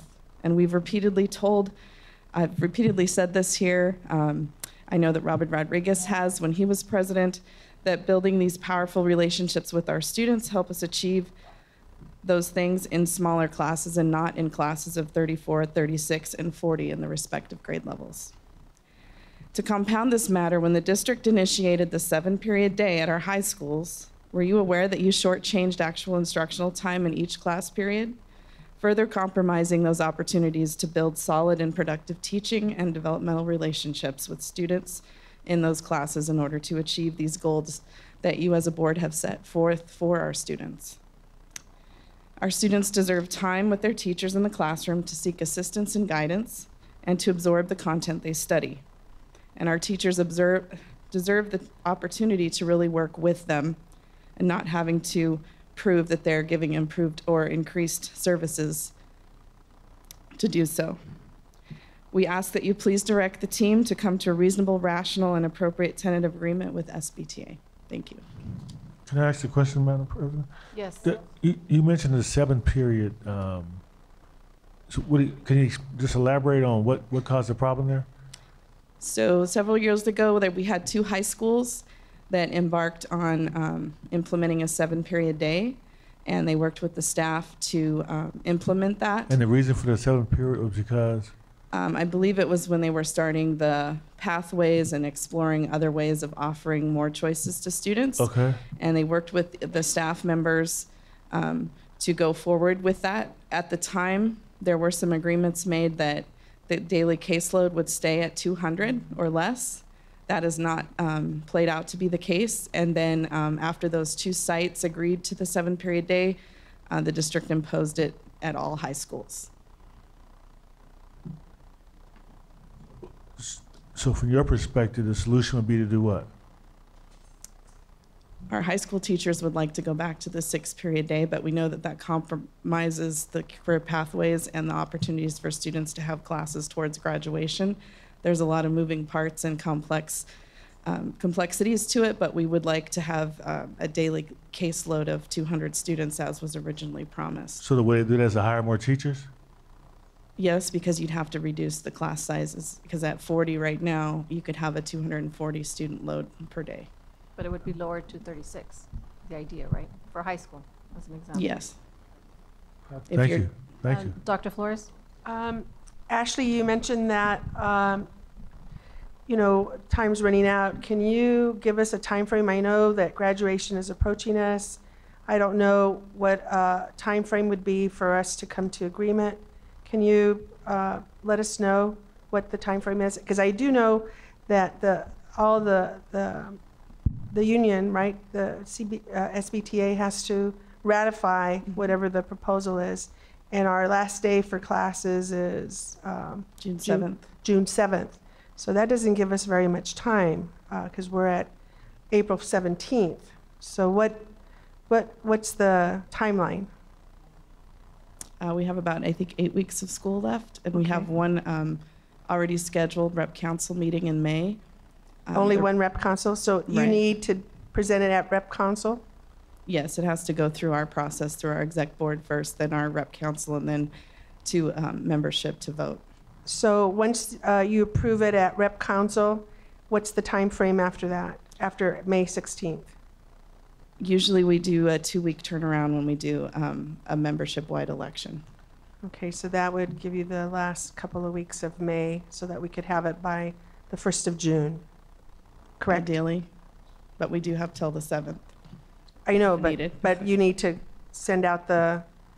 Yeah, we have to send everything out to all of the. And what's the time faculty. frame for getting those votes back? Is it 2 week? A 2 week We time? do a 2-week window for voting, and then we usually turn around in one evening counting of the ratification. Of the ratification, so you need 2 weeks. Mm-hmm. So, okay, and people are shutting down the last week of June, or the first week of June.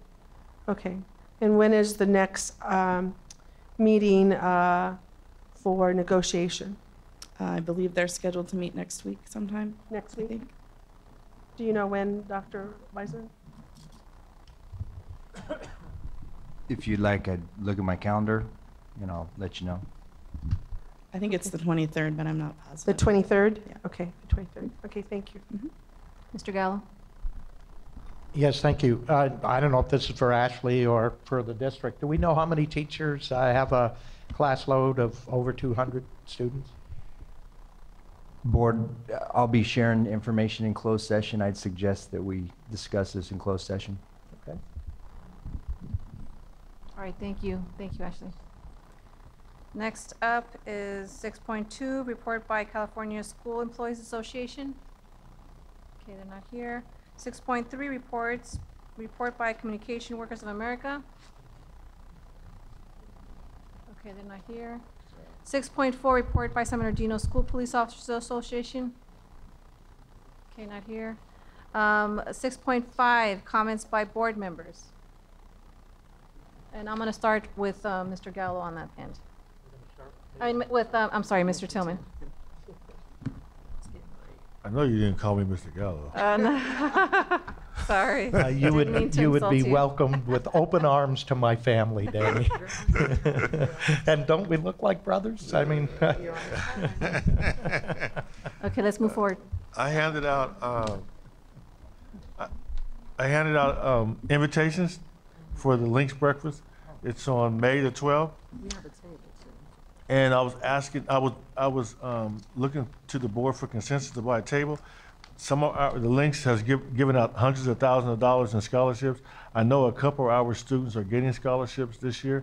So if we get a table and board members and staff aren't there to fill it, I would suggest that we offer it to the sites where the students are getting the awards. But I'm just looking for board consensus to purchase a table. That would be fine. Thank you. All right, thank you. Mr. Gallo?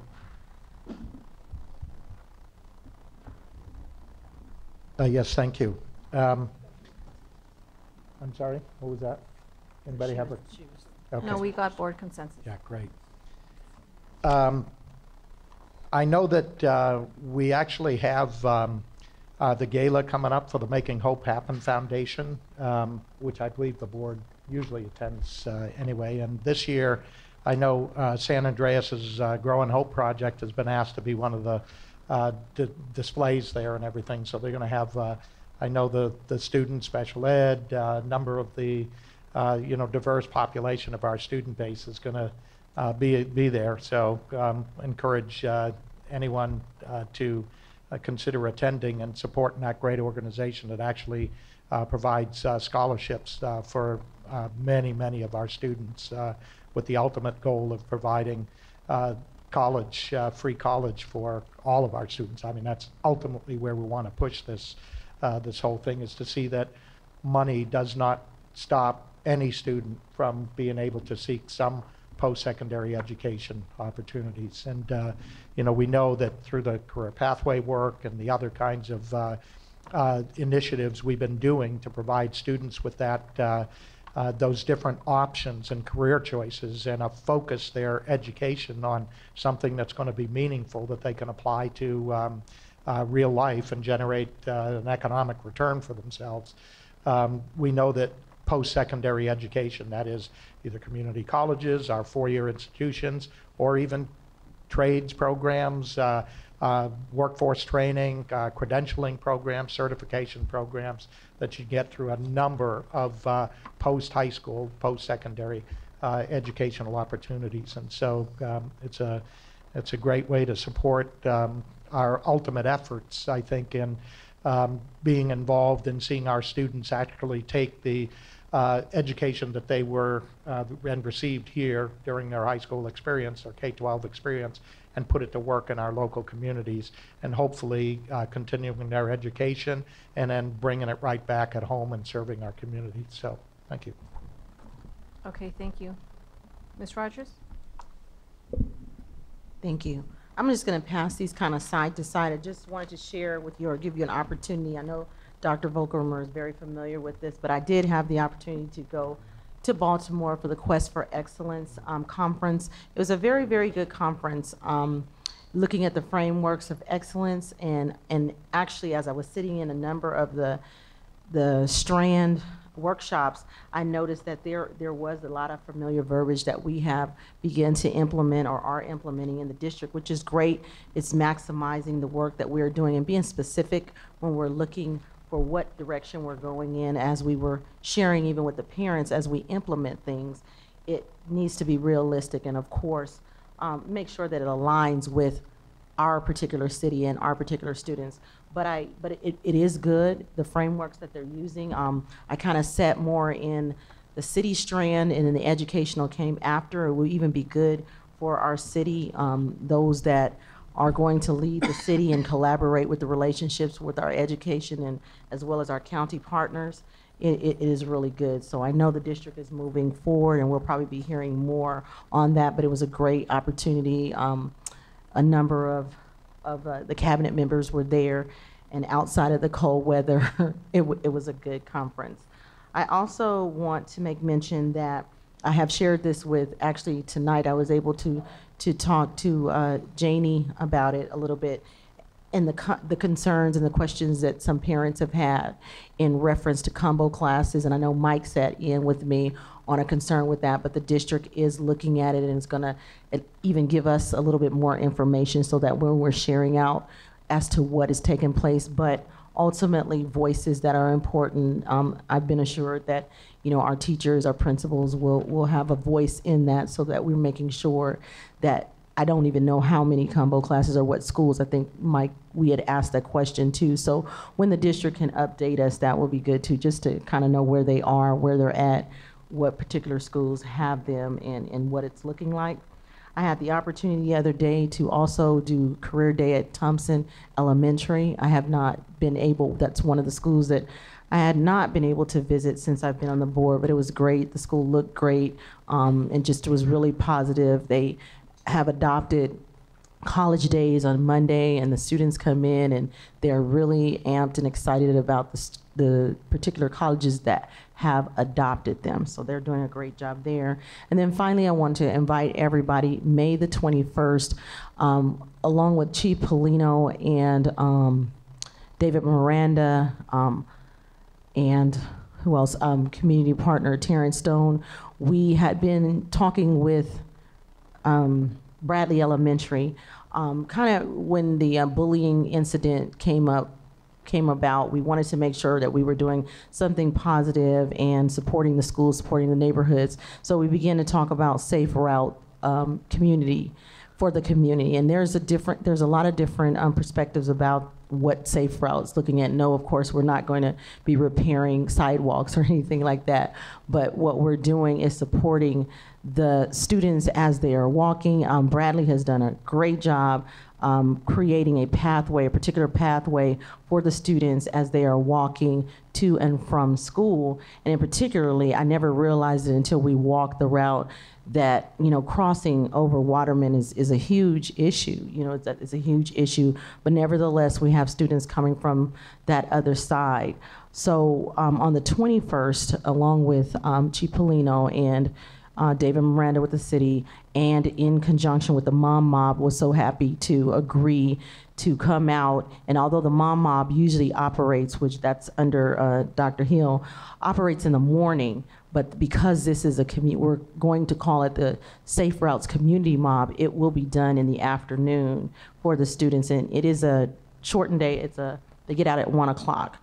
And so there's going to be a lot of publicity around it, and we are going to be there to support those students. Ultimately, the goal is to get the neighbors involved. So as the students are walking, whether they're sitting on their porches or if their house has been identified as a safe place, and that's something we want to look throughout the district. But we are going to launch it May the 21st, working with the school. The parents have gotten on board with it, and it's really something that we know that we could do as a community to work together to make sure that we are saying our students are walking, we know that they're there, but we support them. So you'll get more information on that, but please calendar May 21st. We want the community to come out and to support Bradley Elementary in their launch of the Safe Routes Community Mob. Thank you. Thank you so much. Dr. Hill? Thank you, Madam President. Mine is brief tonight. You know, I'm the chair of the Service Council for the city of San Bernardino. And this coming Saturday, April the 21st, is our San Bernardino Cares Day. And just want to invite all of you to Lytle Creek. That's where we will start with the tree planting ceremony there. We're going to plant them at different spots throughout the city, but also in collaboration with Cal State San Bernardino, as well as the city of San Bernardino. It's our annual cleanup day. So if you can join us, there will be different areas in the city we will be cleaning. If you can't join us, hopefully you'll take a look at perhaps the papers or trash that's on your street, just to say you participated. So we're just hoping you'll either join us as a group or either come out and do your individual thing. But it's a volunteer day. And you heard one group from Teleon, and they usually come out every year, but CJ from Pacific brings his group out, and Jamie Rios from San Bernardino High the same. So the more the merrier, and the more the cleaner the city will be, at least for Saturday. Thank you. Thank you so much. Dr. Flores? Thank you, Madam President. I just have three things. I just wanted to share with the board and the public that I visited ACOMA at the Ann Sherrill Center with Mama Kim and all her staff. The after-school program, it's just really amazing. It's growing and growing. And this summer, even high school kids are coming from Arroyo, and the middle school kids from King. And so it's growing. And she predicts she'll have about 150 students in the summer. So that's really amazing. And the kids love coming, and the parents love it, the grandparents love it. And I think I just want you to know we did a really good thing in funding the ACOMA Center. Thank you. Number two, I wanted to share again. I know I shared really briefly last time, but I don't think I gave it enough, I guess, time. But the SLIC program at Arroyo, the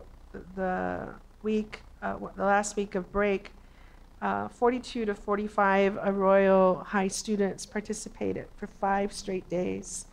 And SLIC stands for Soul, Leader, Identity, Culture, and Knowledge.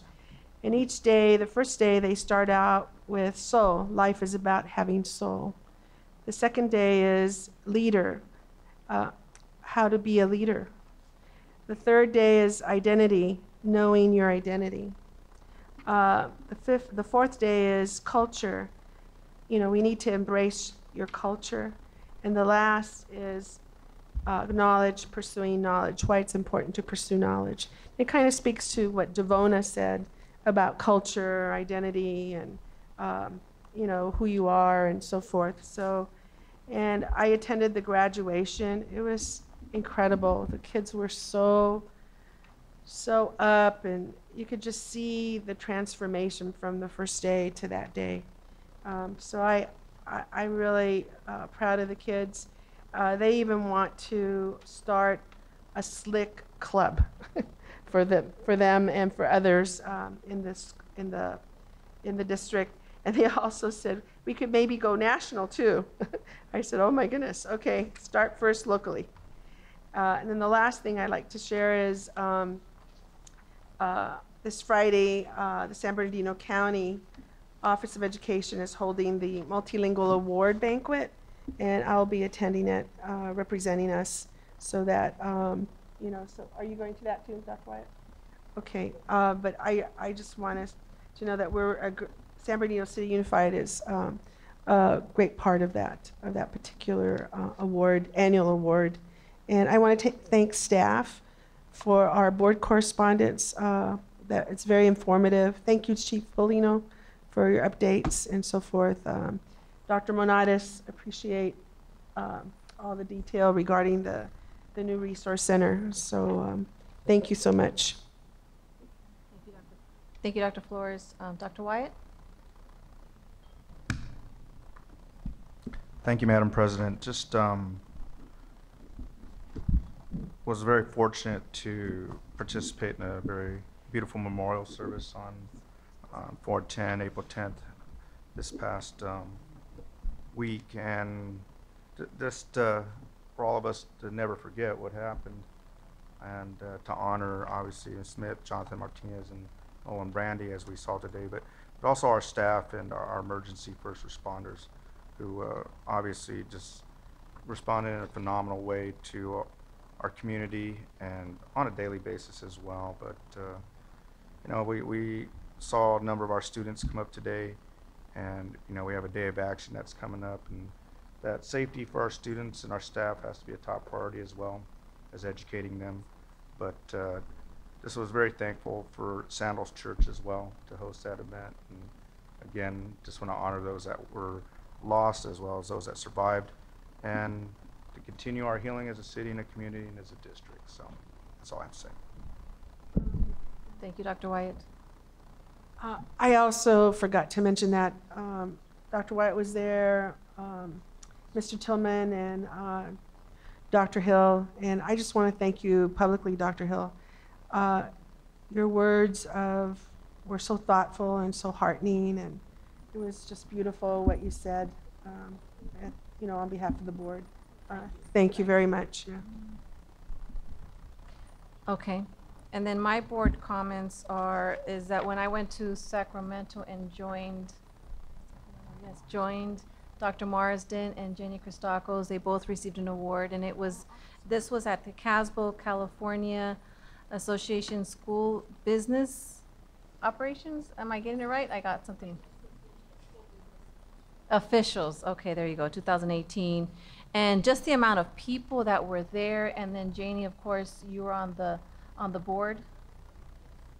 And so just to see the amount of praise that our district received through Dr. Marsden as well as Janie Christakos, I felt like they were kind of little mini celebrities up there. And Dale Marsden received the Pinnacle Award, which was really nice. Of course, they had to leave immediately because they still had training to do. So they were in and out, and I was there to enjoy the many great people there. So thank you so much, and congratulations to you both. And basically, that's the end of my comments. So we're going to go ahead and go to 6.6, comments by superintendent and staff. Thank you, Ms. Medina. I'll ask the board to be patient. We do have a lot going on. We have a lot of announcements this evening. Number one, just wanted to remind you that the reason Dr. Marsden isn't here this evening is he's serving as a panelist, or served by this time. He has served as a panelist during a Capitol briefing in Washington, D.C. for the National Association of Secondary School Principals. and Advocacy Center on the, he was invited due to our experiences with gun violence firsthand, and provided an opportunity to share recommendations for policy solutions to prevent future violence. So while we were doing the work here, he was doing the work there as well. I want to recognize some people, student recognitions. Congratulations to Marshall Elementary School student Kayleen Sanchez and Curtis Middle School students Carlos Ayala, Christian Hernandez Salazar, and Damian Lopez for earning gold medals for their achievements in the 36th Annual Inland Science and Engineering Fair. This is not only a district level recognition, this is a county level recognition. I believe they go on now to a state level competition. Want to give you a reminder that on April 30th, we'll have the San Bernardino County School Boards Association Spring Awards. They'll hold their annual Spring Awards. This year, our very own Dr. Margaret Hill has been selected as an Education Medal of Honor and Distinguished Service Award recipient. Board, there's limited time to confirm your attendance. If you are interested in attending, please see Karen. While we're talking about Dr. Hill, she was also recognized by Kappa Alpha Psi fraternity as the Arthur Ashe Humanitarian Service Award winner at an event just last week, I believe. So congratulations to Dr. Hill, bringing home the hard work. Another reminder, board, there's a workshop on Tuesday, April 24th to continue this is from Dr. Marsden, our focused work on the superintendent's evaluation and board governance. That's from 5:30 to 8:30 p.m. and additional details will be coming from Karen. And then just a number of other things. This week, if you're not doing anything, we can keep you busy all week if you'd like. Let's see, we'll start with, you had asked for an update on the program evaluation process. And I shared with you at I believe our last meeting that we're having a lunch and learn on that subject with all of our principals and directors. That's this Thursday, April 19th from 12:15 to 1:15 at the Professional Development Center. If you would like to join us, we'd love to have you learn more about that. That will directly follow the third and what we anticipate will be our last community engagement action planning session. We have a very broad-based group of about 150 or 200 people that have been working on refreshing our action plans. They worked on March 8th and March 22nd. This Thursday from 8 to 12 at the PDC is our third, and what we anticipate will be our final planning session. We'd love to have you join us for that. A couple of you have been able to stop in from time to time. 8 to noon. So the community engagement plan action planning is from 8 to noon, and the program evaluation lunch and learn is right after that. This Thursday, April 19th, at the Professional Development Center. Just to clarify, Dr. Volkmer, the evaluation, is that what you've been working on for the last couple of years? Yeah, just about the last year, but yes. The last year. It's that. This is the final rollout before we start implementation. Okay. All right. Thank you. You're very welcome. Then, board, you know that you have given us the task of exploring the possibility of adjusting start times. And so we're having 3 town hall meetings this week. You have something at your board table announcing our town hall meetings. We'll start tomorrow evening at Cajon. We'll have 3 this week and 3 next week. All parents, all staff have been invited to attend and ask any questions they have. We'll give them some additional information and start to gather their feedback. We'll have a more formal feedback process in May, but this is our attempt to get the word out as best we can. Can I ask a question about the, I'm confused about the start time process. Mm-hmm. Did the board say we were going to move forward on changing the start times? No. No, these are just public, these The are bo- forums. Yeah. So you'll remember, Mr. Tillman, that Mrs. Rogers and Dr. Hill and Isabel Cholby, her dad and I presented on a conference we went to in Washington, D.C. You gave us permission to explore the possibility. And you'll see that in. So we're just in gathering information right now? Correct. Just gathering information. No decision has been made. And Mr. Gallo, you also had a question? I did, but I'll wait for Harold to finish. I actually got a question for Harold. Okay. And then tomorrow at 4 o'clock in this very room, we're going to be doing our annual parent volunteer tea recognition. We'd love to have you join us and recognize, I think it's over 100 volunteers that have given us over 24,000 hours of service during the school year. So if you could be here, I'm sure they would love to see you for that. And then Saturday, At 4 o'clock? that's at 4 o'clock. Saturday from 8 to noon at the 66er Stadium, we'll be having our reclassification ceremony for our English learners that were reclassified. We'll be actually recognizing hundreds and hundreds of students that have been reclassified. So if you can join us for any of those, and then Saturday night, we're just all going to pass out because we're going to be exhausted from all of that going on. And then finally, I just wanted to let the board know, or I have one thing after that, but I wanted to let the board know that we actually visited Carter High School and Redlands East Valley High School and looked at their wrestling rooms. You know, we've had a number of parents who have come forward and asked for additional space for wrestling. So we visited Rev and Carter, met with their ADs today on how they function and what the rooms are used for and what the history has been. So we'll be bringing some information back to you for your consideration in relation to those types of facilities. So we did follow up on that. And then finally, it seems like we just got our Golden Bell awards, but it's time to submit Golden Bell program nominations again. We've been looking at a number of potential programs that we think would be worthy of consideration, around school safety, energy management, school leadership, collaborative culture, Common Core demonstration teachers, et cetera. If there are any programs that you think that we've missed that you think we should nominate, the only criteria really is that they have to have been in place for 3 years.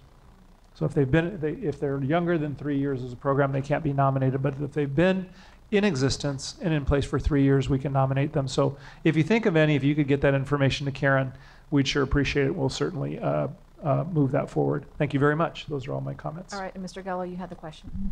Yeah, thank you. Harold, I wanted to ask you about our kind of internship programs. You know, we got it on our top 10 list, as you know, and do we have plans to actually kick some of this stuff off for this summer? I know we've had a special education component. I think we're planning to do another special ed part, and then maybe some of the other departments, et cetera, that, you know, kind of remain open year round are thinking about that as well. Could you enlighten me on that? So we've had an internship program for a number of years for college students, and that has been run through our Human Resources office. But I think what you're referring to is the expansion that we're going to do through Ginger's office. And our current, our current student base to actually have every single one of our operational departments have some engagement in a student internship thing, with the ultimate objective to have all of our students provided and afforded internships as we go. You know, we'll have to do that over time, obviously. We'll have Ms. Ontiveros. She's got some exciting plans of a beginning toward that. Thank you. Okay, thank you. Go ahead, Ginger. I think Ginger So the internship program that we are expanding this summer is actually in partnership with the Workforce Development Department and the San Bernardino Valley College. We're going to have about 400 of our kids enter a workforce readiness class that will prepare them for internships that will take place actually next spring. And they'll be out in the community as well as within the district. So we'll also be gathering opportunities or interest from district departments about their desire to or ability to host interns as well. Okay, so we're about a year away from implementation per se, about internships, et cetera. As far as inside the district, yes, I think, well, generally speaking all around, because we need to find placements for large numbers of students, and that takes time to Okay, organize. let me ask then specifically for this summer about our special education. One, could you either let me know about that and, you know, how you know, I know we were thinking about expanding that. Unless anybody has any direct information about that. Rachel, do you have any direct information about We're going to continue what we did last summer. Mm-hmm. Great. Great. Okay. Thank you. And we'll get you more specifics on what we did last summer. Appreciate it. And Barbara, you have a quick question? Yes, I'd just like to follow up. Dr. Volkemer, who is the Workforce Investment Director, the one that's coordinating all of this?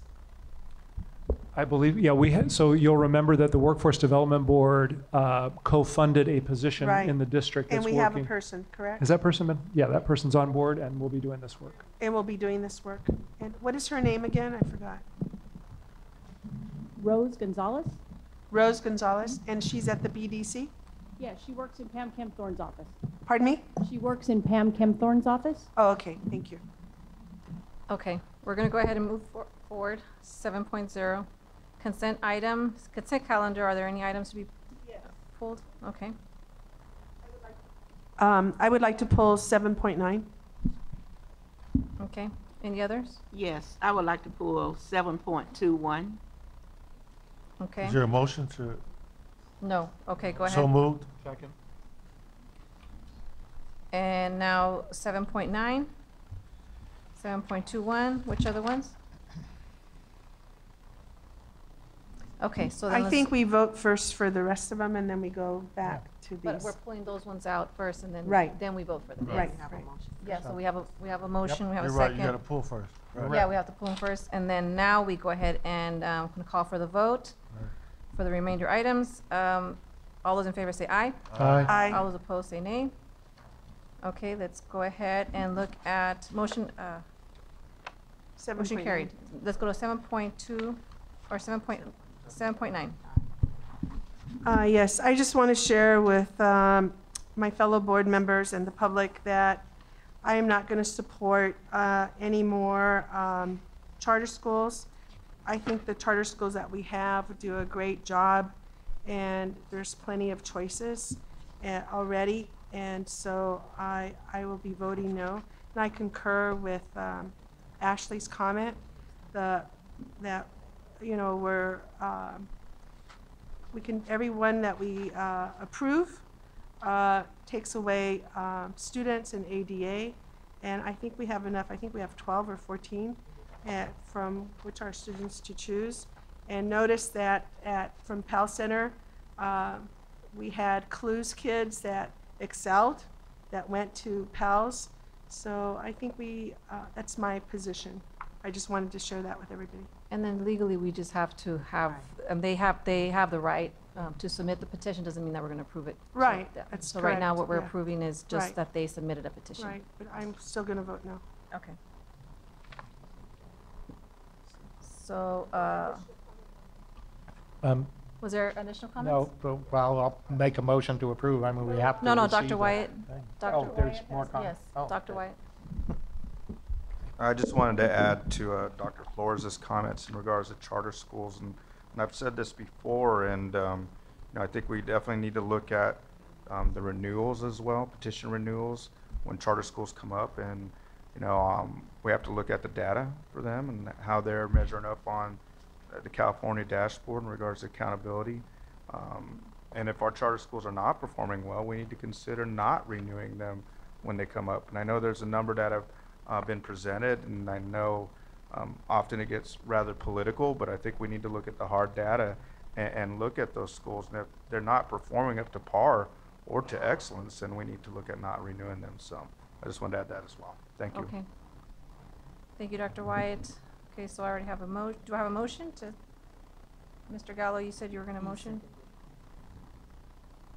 Yeah, either move or second if there was a motion on the floor. I mean, Okay, so then there's to a rec- motion, there's to a receive second. the, Any further discussion? If not, let's go ahead and call for the vote. All those in favor say aye. Aye. All those opposed say nay. Okay, we have one nay, Dr. Flores. Let's go to 7.21. Amendment number 2. Is it 2-1? Did I get it reversed? 2-1. 7.21. What did I just say? You said 2-1. I did say what 2-1. Amendment. I'm sorry, I got a comment. I probably should have asked that because, on that last item, and maybe our legal counsel could explain this to us. Are we allowed to reject a petitioner for a charter school's consideration by the board? If we all were to vote no, we would not receive a charter petition. Are we allowed to not receive a charter petition? No, you're not allowed to not receive it. You don't have to approve it eventually, but you have to receive it. Right. All this does is it's a formal acknowledgement of the timeline starting in Right. terms of the approval process. Okay, thank you. By That's law, we the have- only thing you're approving. Thank you. All right, so then 7.21, amendment number 2 to the affiliation agreement with Community Hospital of San Bernardino, California, to provide a clinical site for practical learning experience for the Inland Career Education Center's vocational nursing schools. Thank you, Madam President. I just need to excuse myself because I serve Okay. on the board of Community Hospital. So moved. Second. Any discussion? Seeing none, let's go ahead and call for the vote. All those in favor say aye. Aye. All those opposed say nay. Motion carried. Let's go to 8.0, action items. 8.1, personnel report number 18, dated April 17th, 2018. Dr. Wiseman, do As presented. you have a motion? So moved. Second. Okay, let's, any discussion? Let's call for the vote. All those in favor say aye. Aye. All those Aye. opposed say nay. Okay, motion carried. 8.2, San Bernardino City Unified School District resolution for exemption to the separation from service retirement pursuant to section 24214.5 or 26812 of the Educational Code. Judea. Do I have a motion? Can I ask you a question? Yes. The reason for this is to help an employee that doesn't want to retire right now or something? What's this for? So, Mr. Tillman, anytime someone retires, stirs, they have to wait 180 days before they can come back and sub. But there are some hard-to-fill positions where we need some substitutes, so it allows them a waiver so they can come back before the 180 days. Gotcha. Okay. Okay, so then I didn't get a second? Second. Okay, any further discussion? Not, let's go ahead and call for the vote. All those in favor say aye. Aye. All those opposed say nay. Okay, 8.2 was passed.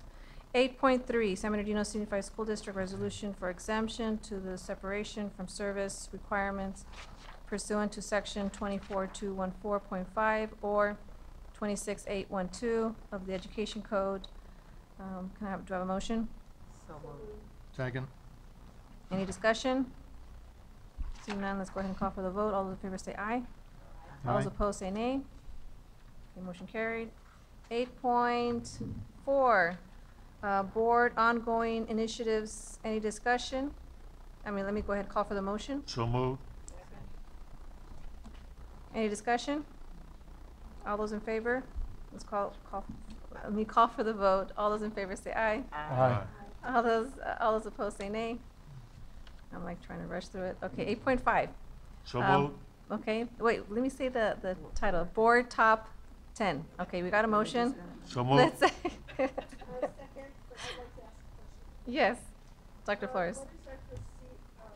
What is our procedure to move items back to the, to the top 10? Can you clarify that for me, Dr. Wilkemer? I'd be happy to. We've used a couple of different procedures. You'll remember that at times when the follow-up list has been very, very long, we've asked you to prioritize. Mm-hmm. That's been one process we've used. There have been other times when you've just gotten board consensus to say, I'd like to move a certain item from the follow-up list to the board top 10, Okay. board top 10, and we're certainly comfortable with either way. Okay, thank you. Okay, so we do have a motion. We already have the discussion. Any further discussion? Let's call for the vote. All those in favor say aye. All those Aye. opposed say nay. Okay, motion carried. 8.6, board follow-up. Madam President. Do we have we need a motion? Okay, now for a discussion. Dr. Flores? Yes, I would like to move item 1 to the top 10. The provide information on site improvements, which one? I'm sorry, from Educational Services. I'm so okay. sorry. I see, no, that's okay. An item, the one that Dr. Tillman and I have asked for follow-up. Okay. Do we have board consensus on that? Is that something that, do I move that? Well, let's see, there's about 5 different items under there. And let me finish reading them. You have room for the Yeah. top You 10. do There's have 5 spaces left. Yeah.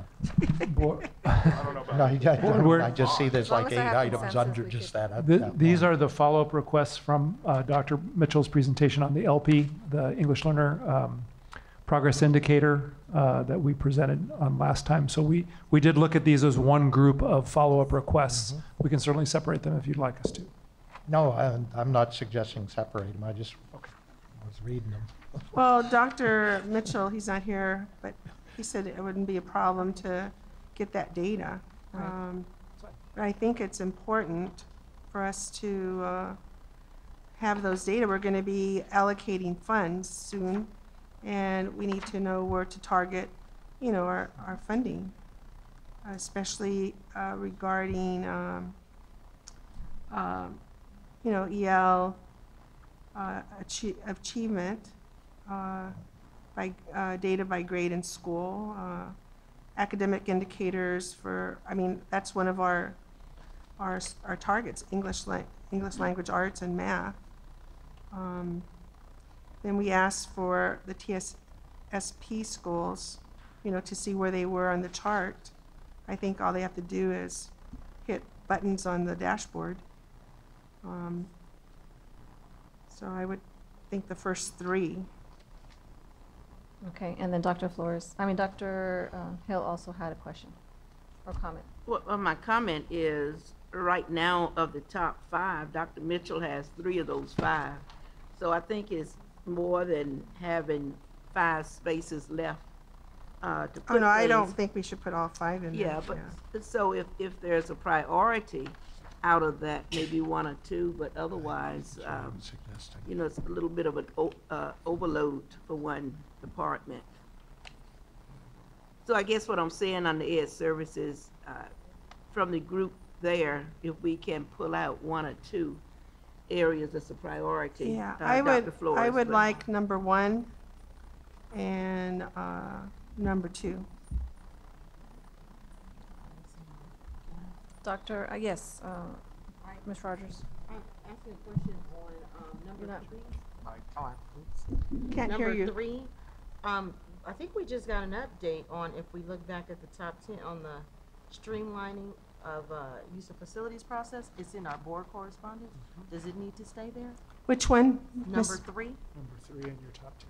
Oh, not on that one. Oh, No, this is I know, but different. if we Okay, just say how yeah, many is yeah. up there? Yeah. 'Cause we Oh, got- number 3 in the top 10. We just received the Yeah. correspondence on that, so that's probably gonna drop off.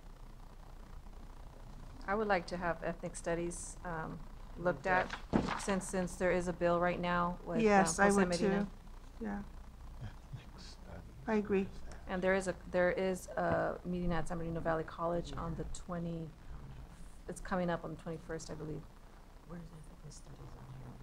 It's number 4. Oh, I see.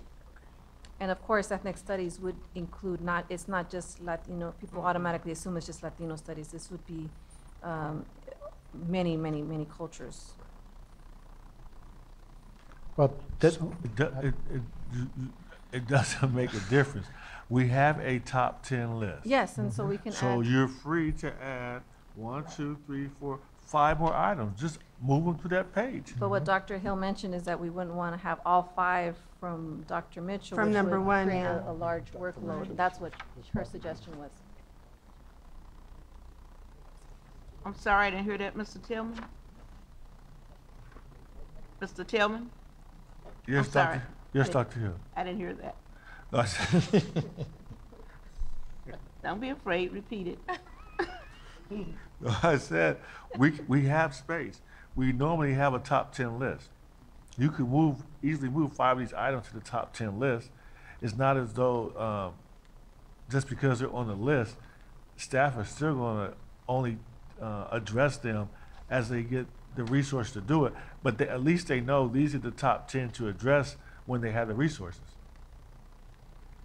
Well, I guess if you put it that way, I like the when you have the resources. There you go. Because space is one thing, but people power is another. I agree, but so it's not going to force any issue other than the reason why you have the top 10 as resources become available, they know right away what items to address next. Yeah. Could I suggest that we add number 1, number 2, and number 4? And then look at the other areas, maybe at the next board meeting to see which from those, because there's still other items that are still good. What do you mean? Add under educational From services? educational or- services, from educational services, which is Yeah, number well, 1, 2. I want to go, I want one under student services, so. That's what I'm saying, is that way we can have other items from the other categories. I want 3. You're supposed to have 10 items in the top 10 list. There's Yes. 5 spaces left. That's right. So I've heard 1, 2, and Mr. Gallo? 4. And So then we I have- got, I want to go 3 under student services. That's only 4, Okay. so So you're Right, then so one we more. got 1 more. Let's see. So let me ask a question. So the question is, because I know we're clearly getting the update, that's been the communication, for the, okay, you said 2 though, you did include the. Yes, Okay. Do you have your mic on? Yes, I do. Okay. It's just probably not picking I up. can't hear you. It's Yeah. on, yeah, Okay. it's on. Okay, so then we're looking at adding those 4 for right now, and then we can look at the 5th one later. Yeah, so we can move forward. Wait a minute, what'd you say about item 1 under educational services? Did you One. just say 1 and 2, the 1, first? 2, and 4. 1, 2, and 4 under there? So Yes. disaggregate data, the academic indicators, and the Ethnic data by studies. grade in school, right? Right. Okay. And then you mentioned under student services, number 3. And that's a 4th one. Well, okay, I'm just saying that item 1 had like 6 items underneath it. Well, I only said I wanted the first one. But you only said the first item one. 1, 2, and then somebody else said 4, but Yes. under item 1, under educational services. Oh, under item 1. Yeah, you see what I'm saying? Yes. And Barbara said, I want the first, please correct me if I'm wrong, Barbara. Yes, the You first said one. the top 2 you would like to have. I want that one Data by first. grade. Data by grade and school. So and then the that's one. academic indicators, English language arts, math. And that's 1 only. And That's then, one, Then we're looking yes. at number 2, which is separate line item underneath it. I hear you, but only ones you want to bring to the top 10 list are those 2 items under? Correct, Okay. correct. Okay, we clear on that? Yes. Okay. Okay. And then Dr. Volkemer, I have a question. I The, don't the, sound real, like the real question is Karen clear on what you've asked for? I think, so the first 2 items on number 1, first 2 lines, items of number Well, 1. actually, the first 3. Because What, it's 3? the title, it's the title. Yeah, okay, so, Yeah. yeah, data by grade in school and academic indicators, English Right, language arts and right. math from number 1. All of number 2 under educational services, all of number 4 under educational services, and number 3 under student services. Correct, board? Yes. Yes. But I do have one question for you, Dr. Volkemer. Yes. Where is the dashboard again on here? Where are we saying that, you know, That would have been number 1. we're working to create the dashboard ultimately? That's why I said So- the dashboard. so- Where did it go? But that, because this is citations dashboard. You're, Grading practices. are you dashboard. talking about the district dashboard with community updates? With just, we were gonna incorporate all the Yeah. dashboards with all the information. So I'll be bringing a presentation back to you in May. I think I might have mentioned this last time about an update to the KPIs. And at that point, I'll ask you, we'll ask the board, which some of them we only get yearly. So what leading indicators would you like to see? Okay. So we'll have a discussion of that in probably May or June. Is that okay? Okay. We'll do as that. long as Thank it's you. still- And- It's still right there. Oh, And absolutely. Gwen, that's what I was asking for in the 3rd item. Where are the TSSP schools? Right. The red, yellow, and orange are the Exactly, dashboard. 'cause That's this the keeps getting dashboard. broken out, but when they. Yeah, that's we wanted easy. to I have mean, it yeah, all. right. That's what I was asking for. Okay. Can we add that one? No? That's easy, right? It's already there. No. Yeah, it's not a big deal. You just push a couple of buttons. Okay. Any further discussion? Let's go ahead and call for the vote. All those in favor say aye. Aye. All those opposed say nay. Okay, let's go to 8.7, future agenda items, discussion. I need a motion, first of all. So moved. Any discussion? Hearing none, let's go ahead and call for the vote. All those in favor say aye. Aye. All those opposed say nay. Okay, we're going to closed session. We will adjourn to closed session, and we will be reporting out.